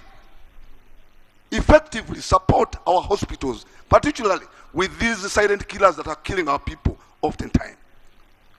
I want to say thank you for according him this day, to always celebrate him because of what he did to Ugandans. Thank you. Honorable Sagona.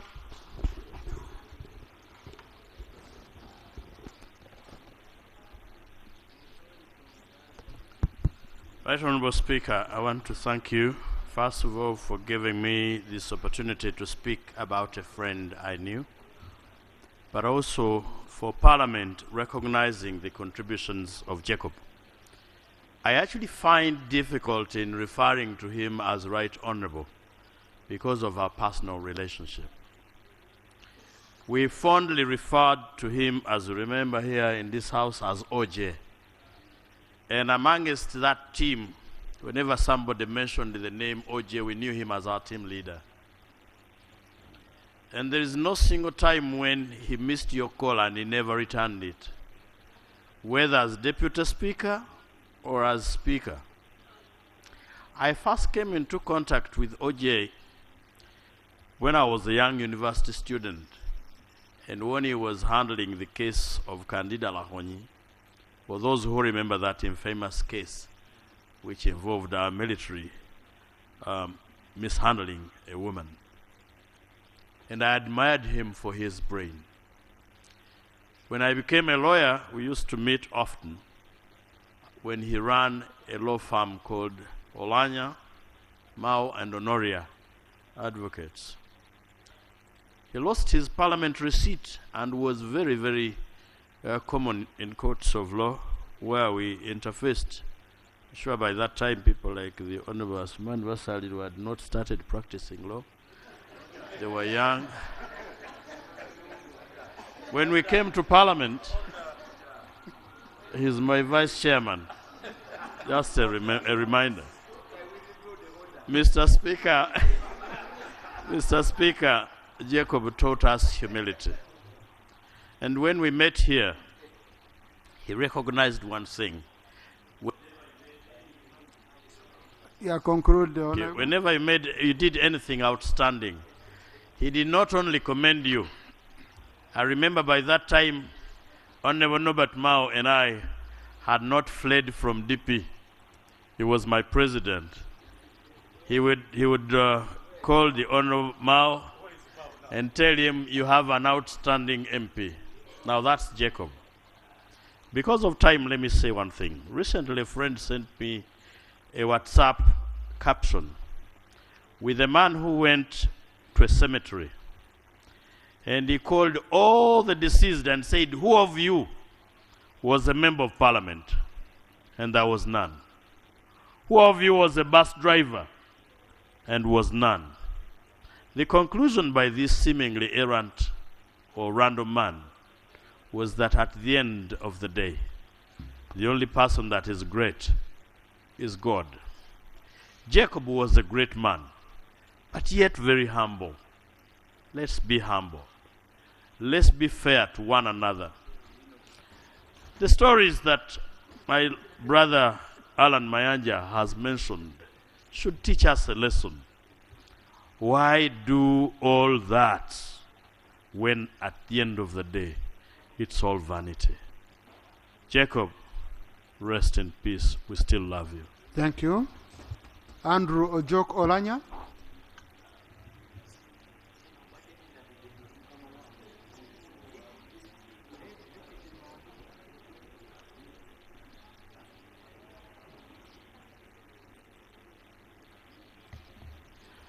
Mr. Speaker, fellow colleagues, I stand in a privileged position today speak both as the son and his member of parliament.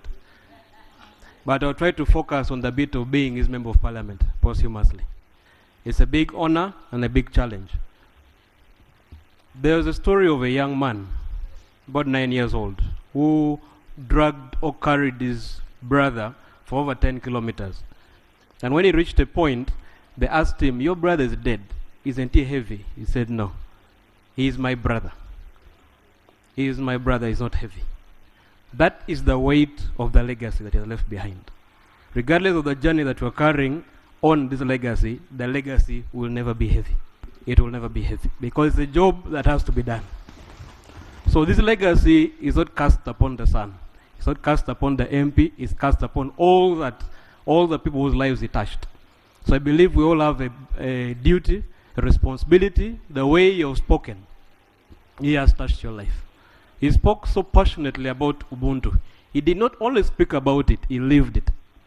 That I am because you are. So as leaders, we're challenged to sacrifice, to lead the people by example. That I should not be saying, I should not guide you and then become a thief instead, but I'm guiding you the other way around. So it's important that we live what we preach. He spoke so much about a people-centered parliament. He spoke about restoring public confidence in this institution. But he also spoke so hard and passionate about an authoritative Hansard. And I want to believe and thank the current leadership because they have done their best. We know that this was an act of God.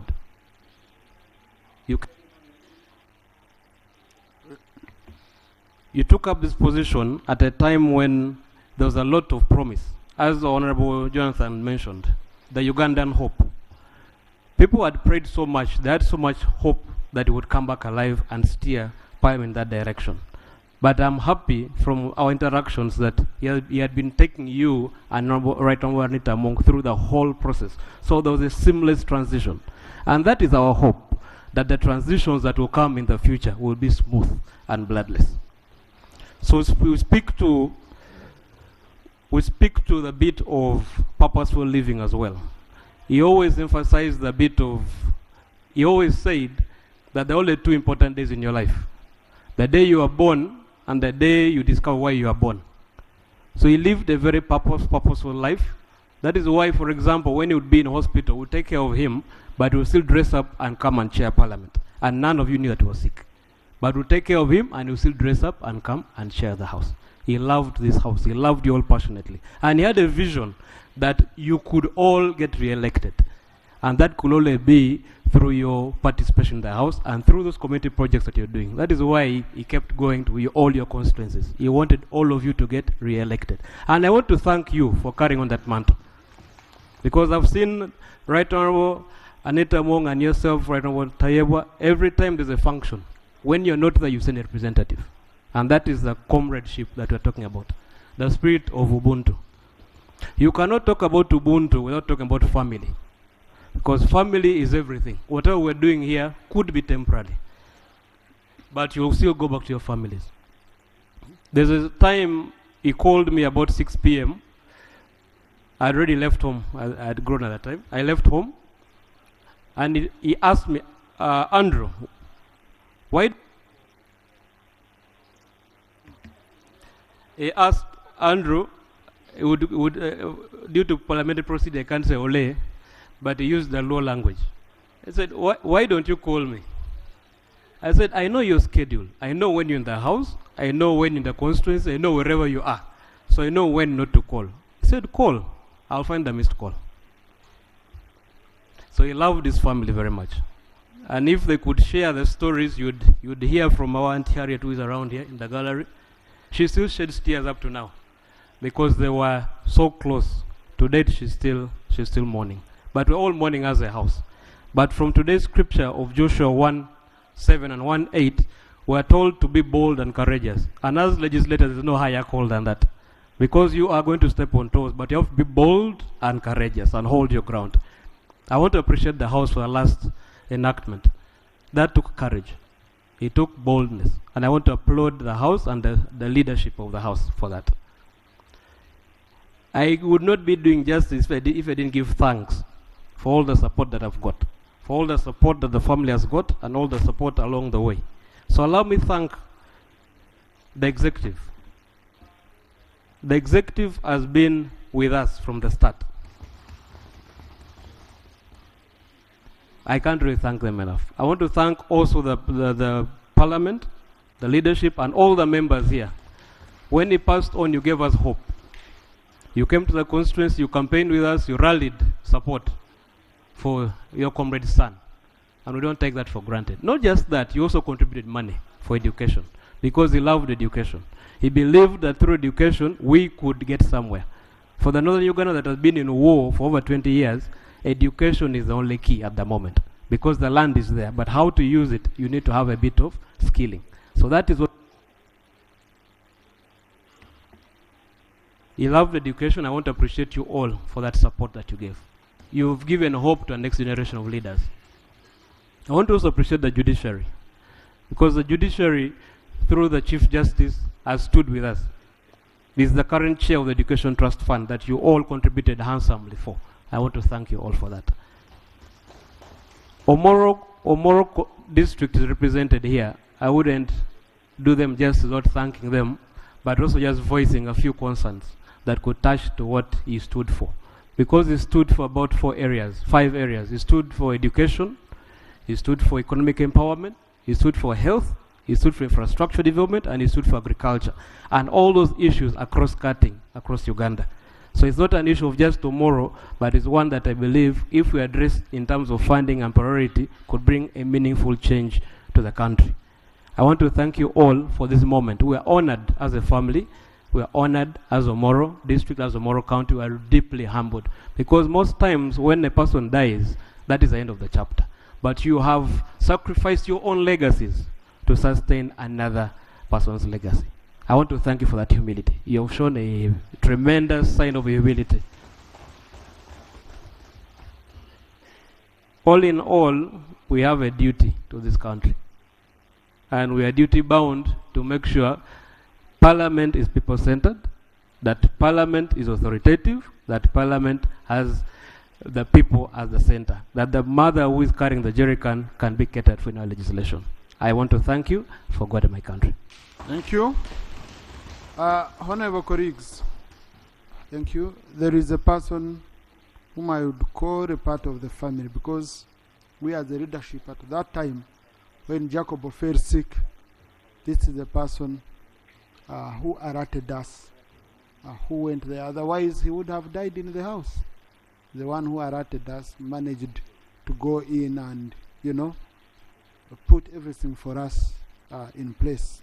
In a special way, I'll just give 2 minutes because he came late.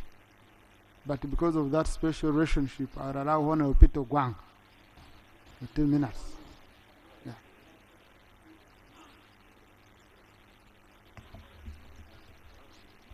Right Honorable Speaker and honorable colleagues, first of all, I'd like to begin by apologizing to Parliament for coming late. It's not my norm, but because of the other duties. I want to begin by first of all thanking the leadership of Parliament for honoring the family of the Right Honorable Jacob Oulanyah Lokori. Right Honorable Speaker, I want to thank the people of Omoro for entrusting my brother Andrew Oulanyah to be the Member of Parliament who replaced his late dad. I think we need to clap for them. Right Honorable Speaker, if I'm to speak about my personal friend, I might take the whole day because I came to know Oulanyah in the 9th Parliament when we were in a bus heading for the elections in the parliamentary caucus to Entebbe, from here up to Entebbe State House. The Oulanyah who carried his posters, reaching Entebbe in the caucus meeting, the Oulanyah was single-handed with his own posters, was distributing. Some of you are here, colleagues. The Oulanyah did one thing for himself, and it's what defines who Oulanyah is. The statements and the oratory speech the late Right Honorable Oulanyah Jacob Lokori gave is what made him the Deputy Speaker of the 9th Parliament then. What am I trying to say here today? The person we're talking about was God-given, God-chosen, and knew what he wanted at a certain time. Right Honorable Speaker, many people have talked about who Oulanyah is, but for me, I am crying for my friend. I want, on behalf of his friends, to say one thing. Where Oulanyah hurt you, forgive him. I participated, and I wanted to go unanswered. At a time we needed to liberate this parliament, I participated to campaign for Oulanyah, and I'm happy, you know it. And I'm proud about it. And I'm happy my friend never let me down. I am happy our friend never let us down. The fundamental question for you and me is, what will it be when you're no more? Oulanyah was corrupt-free. That is the speaker we knew. Honorable Mujiche is here. Oulanyah never misused the institution called parliament for either personal gain, because we were in the parliamentary commission. He never. Oulanyah died a poor man, even when he was in a privileged position. The fundamental question for all of us, are we moving? Are we living to this kind of life? Especially during our destroying moments. Right Honorable Speaker, like they've all said, Oulanyah was a God-fearing person. I want to ask us here that whatever we do, we must put God first. Right Honorable Speaker, it is true, like you correctly said. My friend called me, I didn't know, he was sick. I went, it was a Friday, he told me, come to my house at 10. Unfortunately, I was late by an hour. Go on, Honorable. Right Honorable Speaker, when I entered his bedroom, because every time I had met my friend, it was not in his bedroom. I had met him in his sitting room. When I reached his house, they told me he wants to meet you in his bedroom. I was ushered in, and I want to thank Andrew. He's here. It is Andrew whom I phoned with his dad. Andrew ushered me to the bedroom of his father. I asked my friend, what are you doing here? What hit me most was seeing my friend failing to get out of his bed. I shed tears. Said, what has happened to you? Right Honorable Speaker. Some people had told me not to tell anyone about his sickness. I said, no, I cannot see my friend die in this house and I don't disclose this. I remember I called Right Honorable Deputy Speaker Anita Mong. I said, are you aware Jacob is sick in his own house? She told me, no, come to my home. I drove to Nakasero. I went back with her. It is Right Honorable Anita Mong who called Honorable Norbert Mao and the principal judge, the Chief Justice. We sat and told Jacob, why are you dying in the house? Right Honorable Speaker, I can speak and speak. The friend, I know what Oulanyah did to me as a person. Oulanyah supported me. He came to Ngariam, not once, not twice. That was Oulanyah. As long as Oulanyah identified something in you, he would stand with you. Oulanyah was not a friend as a friend. Oulanyah could be a friend when it is in bad times or it is in good times. That was a friend. I don't know who we are today here. Right Honorable Speaker, as I conclude, I want to say the following. Number one, I am a member of the executive, and I'm happy I sit in cabinet. For the Hansard, I will request my president to help the family of Oulanyah complete the project Oulanyah started in Omoro. Number two is the family. Andrew is here. I know. We are good friends when it's such times. When we are not there, when it's not such times, we are good at these speeches. We are no more. Andrew, I will never let you down. You know it. I was in Omoro. I always ask Andrew, how is a team? How is a team? Do you know the words my friend told me when he was leaving his bedroom? Call a team come.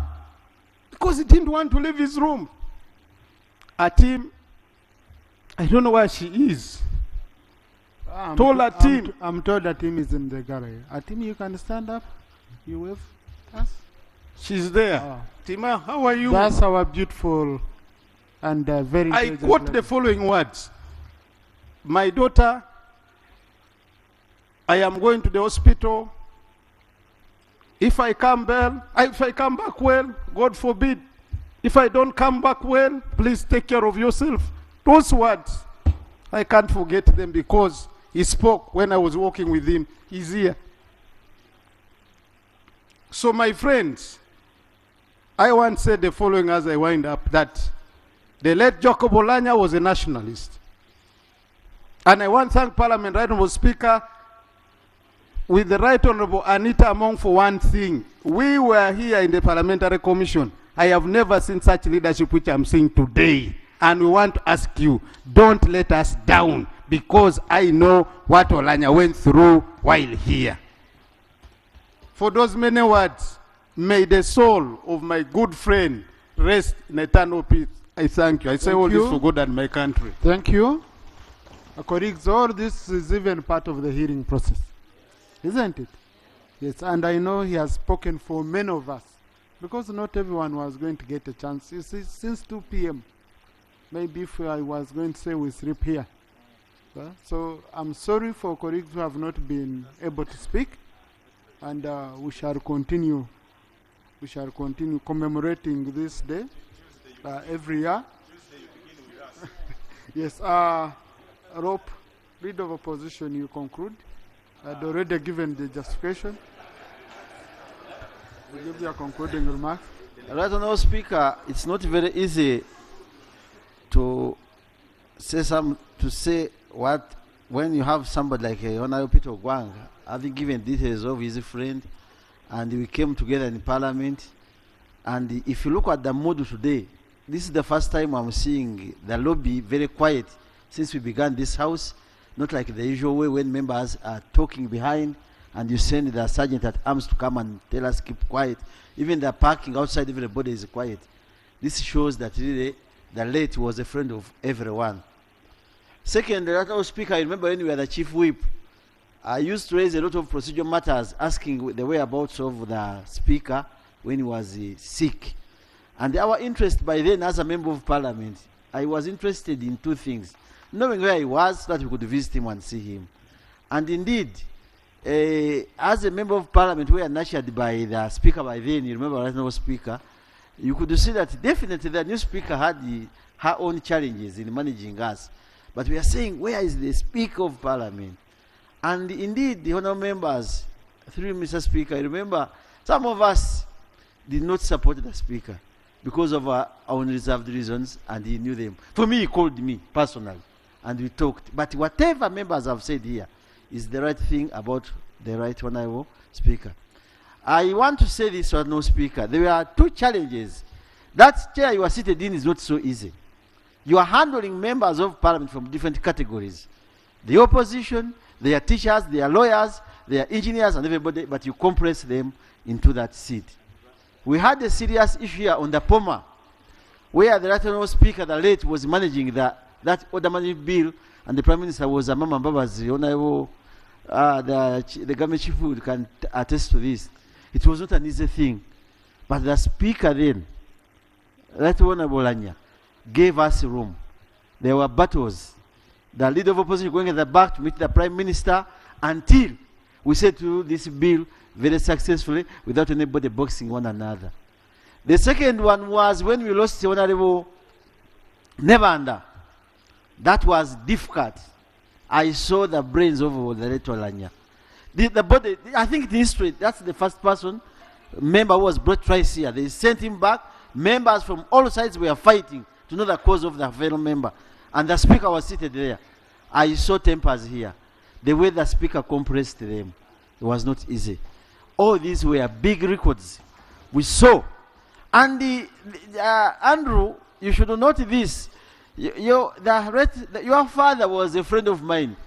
And there's even a slogan in this parliament. Honorable Obwa will tell you, Hamson and Ogwang, there is a slogan, say Wungu, sit down, the speaker is speaking. That was because we used to stand the way you are managing us, both of you are no speaker. Because in this house, it's not easy to manage us. But I remember one thing. He used to see my rosary, and whenever it was flowing out of the country, would bring me a Catholic instrument. And you, son of the late speaker, whenever you go out of this country, all along Christ the King, buy something Catholic for me and bring it. Because that's what your father used to do for me. One time, Mr. Speaker, he brought me a Catholic instrument supposed to be worn by priests. And I still have it. So when I put it on, I had very serious questions from the priest saying, when did you become a priest? That badge is only worn by priests. So I had to go back to the speaker and tell him, Mr. Speaker, this badge you brought to me is not mine, it's for only priests, but I will never hand it over to the priest who is supposed to put it on. I will keep it for myself. Honorable members, and I think I will not become one, time has gone out. Let me conclude by this. We want to thank you, Mr. Speaker, and our Speaker of Parliament. This practice you have brought is very key, because this is the first time we have a Speaker of Parliament dying while he's serving as Speaker. And this commemoration is key for both of us. And we shall sustain it. We pray that we maintain it. And luckily enough, me, I was happy. I was against him winning that parliamentary seat because we are noob. But when they had the live debate on NBS, this younger man, really easy arguments, the way he was handling the debate, I was impressed. That's why sometimes I pray that I will be convincing him slowly until I bring him on this side. Because we all wish ourselves the good things from the speaker, from that side. So right now, Speaker, as I was given this seat for today, I have enjoyed being a leader of opposition for today. And the honorable members, kindly, I beseech you, emulate what the right honorable Speaker was fighting for. Kindly learn Parliament. I know you are new members. Give Parliament time. You see, the Speaker was saying, we began with a big number. Now the numbers have gone on dwindling. But we have to praise those who have kept here. Lastly, Mr. Speaker, I still insist and I will continue asking. This Parliament must be in the know of its legislators and big people. Where is General Moses Ali? I'm going to ask the same question. Because we know General Moses Ali very well. Whenever I was sitting there as a leader of opposition, government chief whip, we could tussle with him, we know that, Mr. Speaker. But he asked, not knowing where such a big person is, and at the end of the day, we learn of his death. I used to ring a gentleman called Honorable Mr. Gashumba Frank. He's a relative, though belonging to your side. But he was giving me updates of the Speaker where he was. We need to be in the know of our friends with no Speaker. And it's in good faith. If General Moses Ali is in Germany, I can drive and visit him. If he's in Kampala, I go to his home. But we are not knowing his whereabouts. Not in the Parliament, honorable members. In the Parliament. Let's conclude. Thank you, Honorable Speaker. Thank you. I thank you very much. May his soul rest in peace till we meet. Thank you. Honorable Moses Ali is doing very well. I personally spoke to him. And in fact, I read in papers that they are even planning to get him a new young wife. I was reading in papers somewhere. Some people are saying, yeah, I saw, yes, yes, it was in newspaper. So you can see. so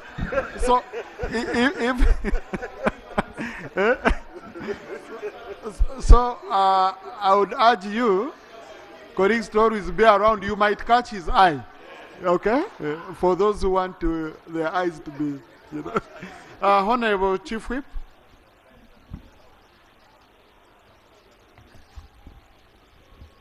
Right Honorable Speaker, let me start with a disclaimer. Because when I left home, I had decided that in today's sitting, I would not speak. But when I reached office, coming to around lunchtime is when I was called that the Right Honorable Prime Minister wouldn't be here, and she had delegated me in writing because I knew what happened to my brother, Honorable Peter Ogwang, could be the same.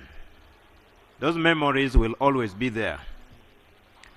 But sitting and listening to the humble testimonies from the honorable members, I was comforted. And I asked myself in this posthumous motion, the late led the Anglican community in Parliament as the patron. What Bible verse would I dedicate to him, even when he does not live with us? And I found the answer in the book of Psalms, chapter 112, verse 6, where the Bible says, "Surely the righteous will never be shaken. They will be remembered forever." The testimonies, honorable colleagues, that we have made here today on the late Right Honorable Dr. Jacob Lokori Oulanyah, fondly known in Acholi as Oulanyah Lanyuen, is an affirmation of a righteous man. Is an affirmation of a man that we will live to remember forever. I know that in this parliament, one thing that also brought me and him together was the fact that each and every time I stood, he would refer to me as a jury. He never called me Obua or Dennis or Amson. He would refer to me as jury. What we share in common is that the late comes from a village called Ajuri. And the constituency I represent is Ajuri County. The second thing in common is that the district he represented is called Omoro and the constituency. Now in Ajuri County where I represent, there is a sub-county called Omoro. So these are some of the few things that we shared in common. To the family of the late Right Honorable Jacob Oulanyah, RIP, his foundation was unity of purpose, and we want to see you united today, tomorrow, and forever. Your dad stood for unity of purpose, and we want you to get united for a particular purpose. Your dad believed in team spirit, for he believes that together everyone achieves more. And my young brother, Honorable Jock, as the heir of the family, you need to ensure that there is team spirit. But I want to thank you that so far, so good.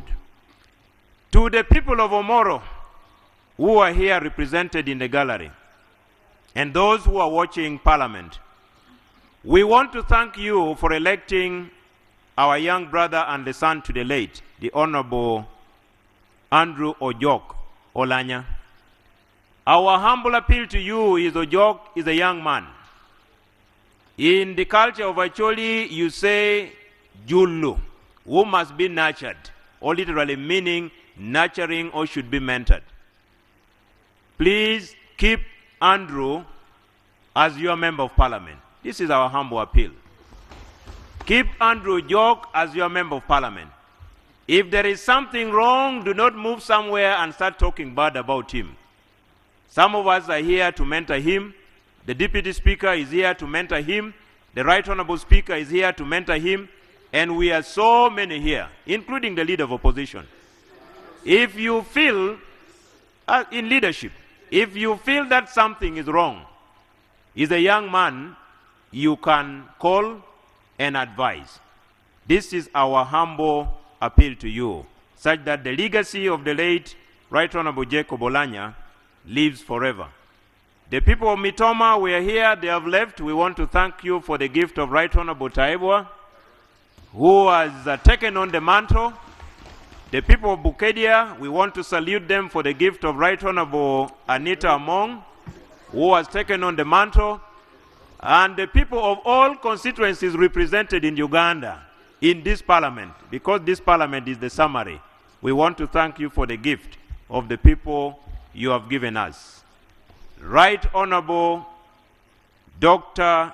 Jacob Lokori Oulanyah, we know you are watching us, but we want to pray that you continue resting in perfect peace. May the good Lord bless you and continue to keep your legacy alive as we proceed as people who are still living alive. Honorable members, I want to thank you so much that this is another debate that has united the House, just like the one we had even this week, the one on anti-homosexuality bill. I believe this is the spirit that we must anchor our debate on and continue to move on. Because whether in opposition or in the side of the ruling party, we must know that Uganda, a country where we all belong, is bigger than all of us. Today we are here to render a service. Tomorrow we may not be there. But what will you and me be remembered for? That must be the fundamental question. Right Honorable Speaker, thank you so much for guiding and superintending over the House today. I beg to submit on behalf of government, but also commit that we will remind the necessary offices and officers who made commitments to ensure that the different commitments and pledges made are fulfilled, whether in phases or at once. But something must be done for them to be fulfilled. Right Honorable Speaker and honorable colleagues, I beg to submit. Thank you. Thank you, Chief Whip.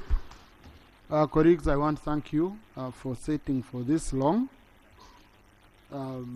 The tributes, I'm really sorry for those who have not gotten an opportunity. I know what it means. I was a backbencher, so I can't say. And I know maybe one day I can again be a backbencher. It can happen. So, but it's never intention. I remember when I was a backbencher, and whenever you could not be picked, you would move around saying, you know, whenever he's cheering, he can never pick me. He hates me. Then sometimes you bring issues and all that, but colleagues, it's because of the limitation of time. If I had an opportunity of buying more time somewhere, more sunlight, I would have picked you. Now, advice from the Honorable Oulanyah. From what we've talked, if you want to be a good legislator, you cannot look at legislation as a part-time job. If you know that you have other work you are doing, then at 1:30, you pick your rules of procedure, which you've never opened. You pick your copy of Constitution, you pick your iPad, you come, you enter this house. And you wait for procedure when you don't even know under which rule you're standing. You wait for order. Your role is to scan around who's not properly dressed or seated so that you go on the Hansard to have spoken. Okay? I'm telling you, you are not going to be a good legislator. And I can testify because one time I was looking at legislation as a part-time job. I know many of us who would say, no, I'm just going in my business. You know, there is an MP, a former MP, who was even a senior technical in government, he said there is no better job than parliament. He says you just wake up at home, you sleep, you move around your home.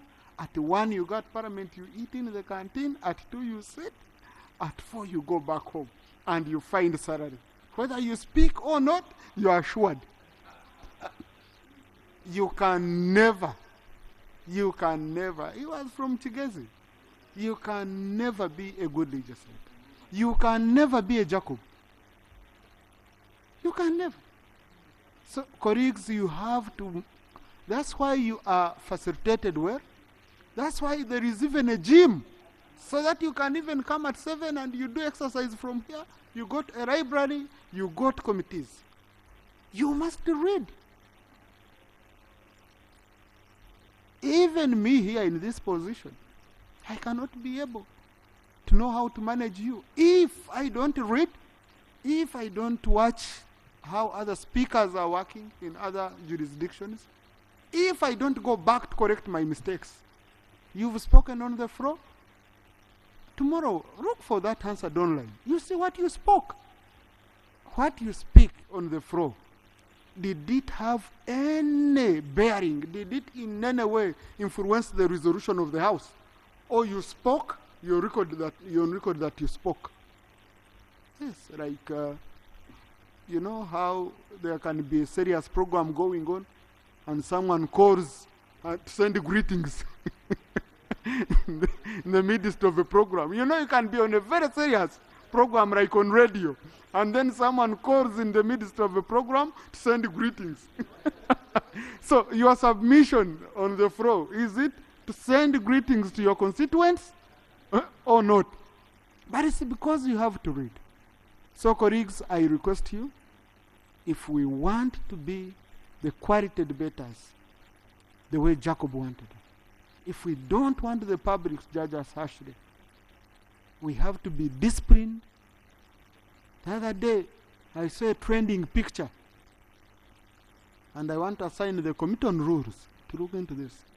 I saw a trending picture on how our Zoom, you know, our colleagues who were on Zoom, looked when we were debating the anti-homosexuality bill.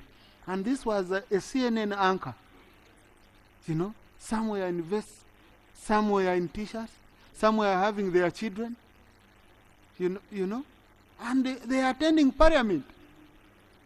Huh? And it was trending.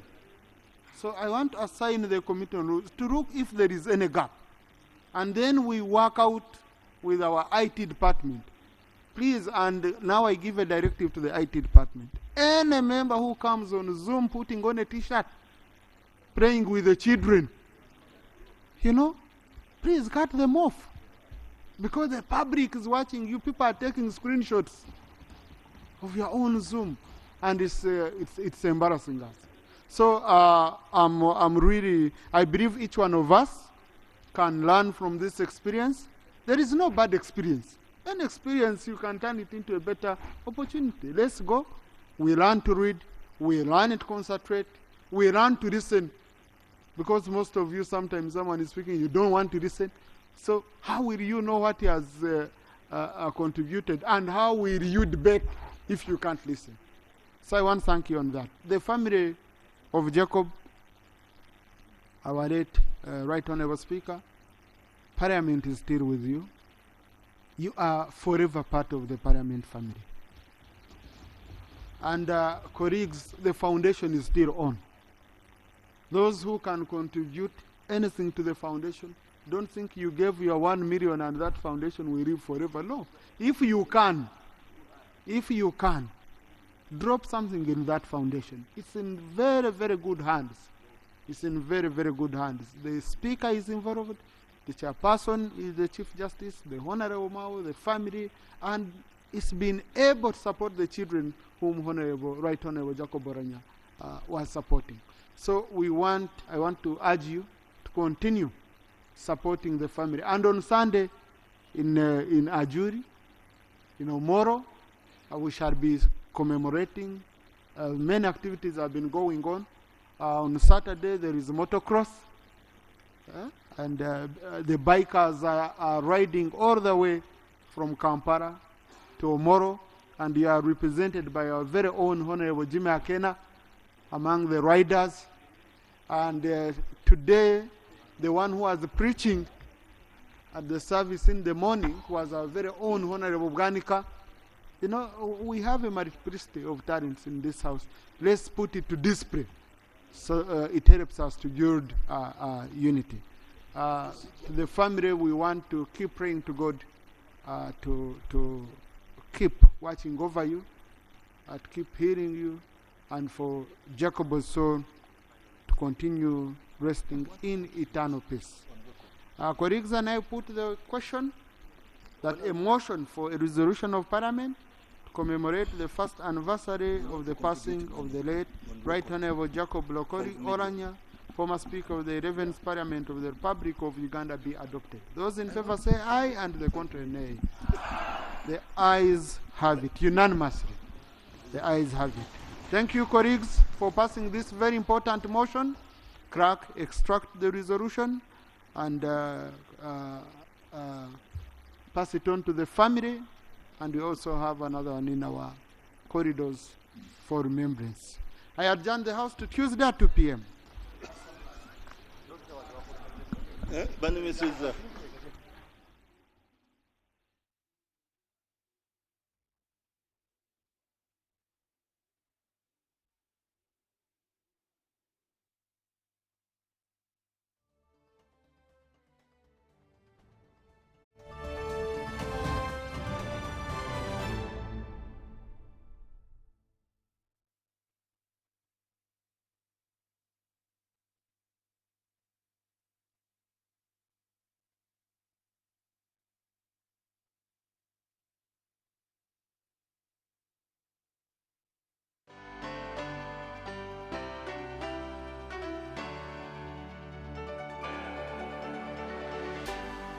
UBC, inspiring Uganda.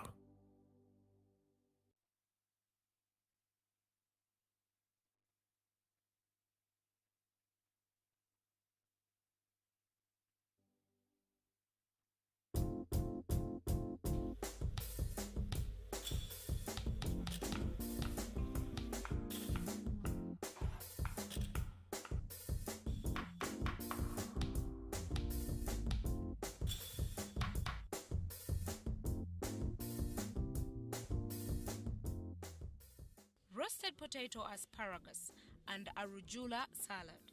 Summer has officially arrived, so let's celebrate with this wonderful roasted potato. Asparagus and arugula salad. It is super easy to make, does not require a lot of ingredients, and is delicious.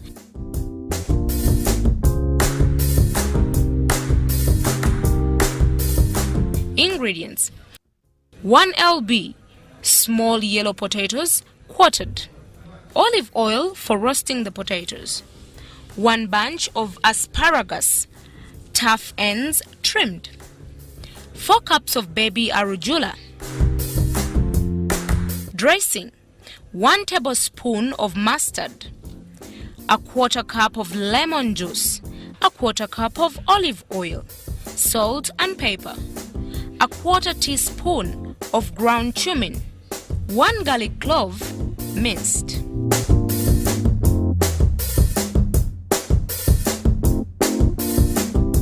How to make it? 1.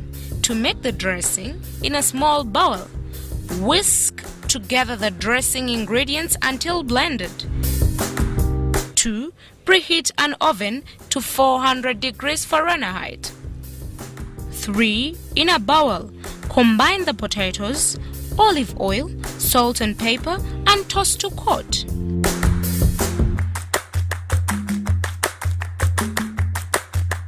Transfer to a baking sheet or a small roasting pan and roast until the potatoes are tender.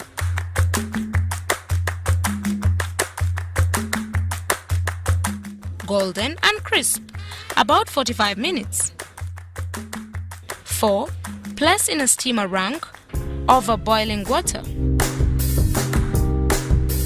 Cover the steamer and cook until tender crisp. about 3 minutes. 5. Remove the rank from the pan and rinse the asparagus under running cold water until cool. 6. In a large bowl, combine the potatoes, asparagus, arugula, and dressing to taste and toss to mix.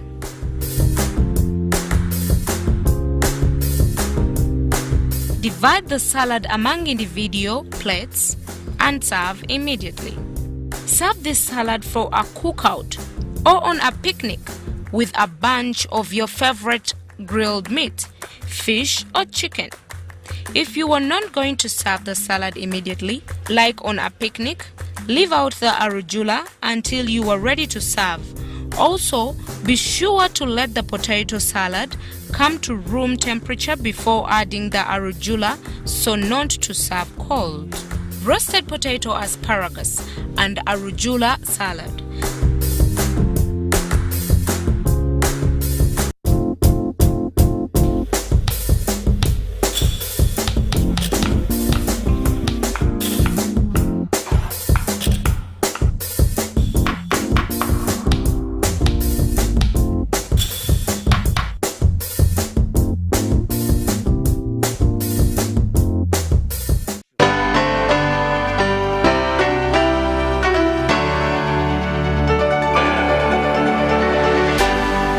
UBC, inspiring Uganda.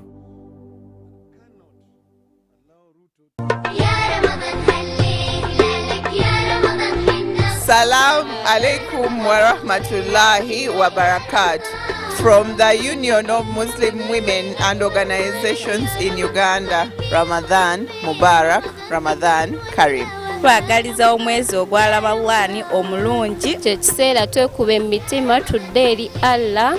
Ebusoga bannange mwena mbagaliza Ramadan enungi, nimbendeza omwezi mulungi ogwa Ramadhan. Tumefika katika mwezi wa Ramadhani na watakiza kila la kheri katika mwezi huu Ramadhani al-Karim.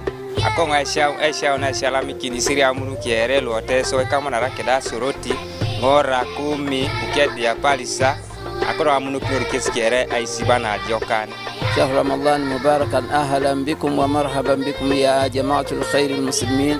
أهلا وسهلا ومرحبا بكم. شهر رمضان مبارك. As the Union of Muslim Women, we have prepared so many programs with the sheikhs that really speak to our hearts and our minds. We request you to be on UBC during the day 3 to 4, but also during Daku time 5 to 6 a.m. in the morning. Ramadan Kareem, Ramadan Mubarak. Salamu alaikum wa rahmatullahi wa barakatuh.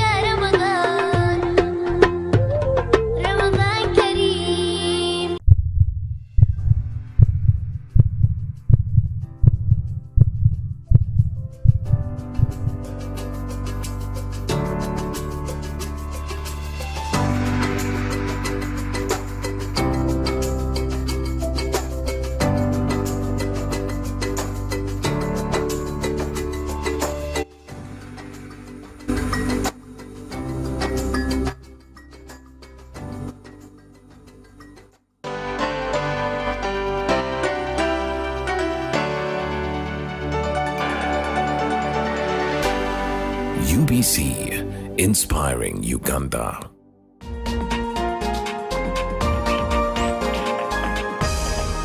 Up next on UBC, brought to you by My Airtel app, the smart way. Download today on the App Store or the Google Play Store.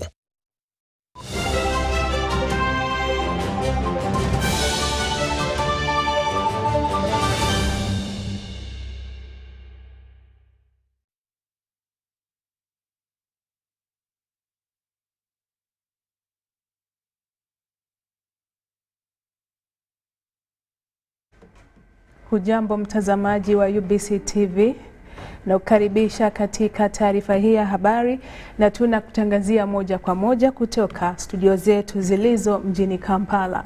Naitwa Bella Masangano na kukaribisha sana, na katika habari yetu ya kwanza, Waziri wa Ardhi, Makazi na Maendeleo ya Miji, Mheshimiwa Judith Nabakova, ameingilia kati mzozo wa ardhi ambao ulikuwa umekithiri kati ya familia ya marehemu Isaac Mugambe na mwanaume mmoja kwa jina Dungu Buza. Mzozo huo umewaletea hofu kubwa wakazi wa kaunti ndogo ya Busunju wilayani Mitiana.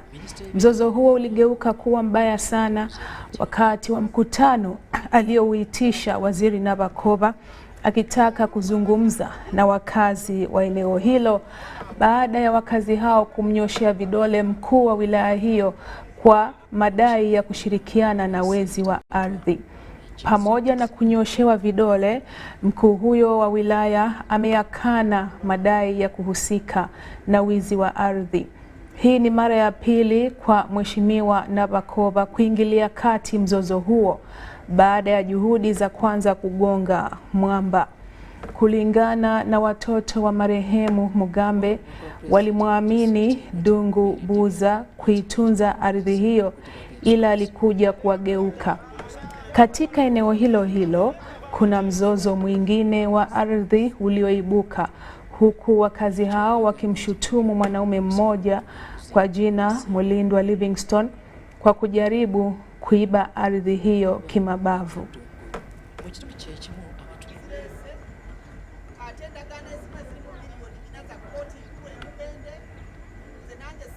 Wizara ya Afya na Maendeleo ya Uchumi ina mpango wa kupitisha mkakati utakaosaidia kuongeza ukusanyaji wa kodi na kupunguza matumizi ya serikali ili serikali iweze kulipia madeni yaliyopo kwa njia endelevu na kupunguza ukopaji wa pesa.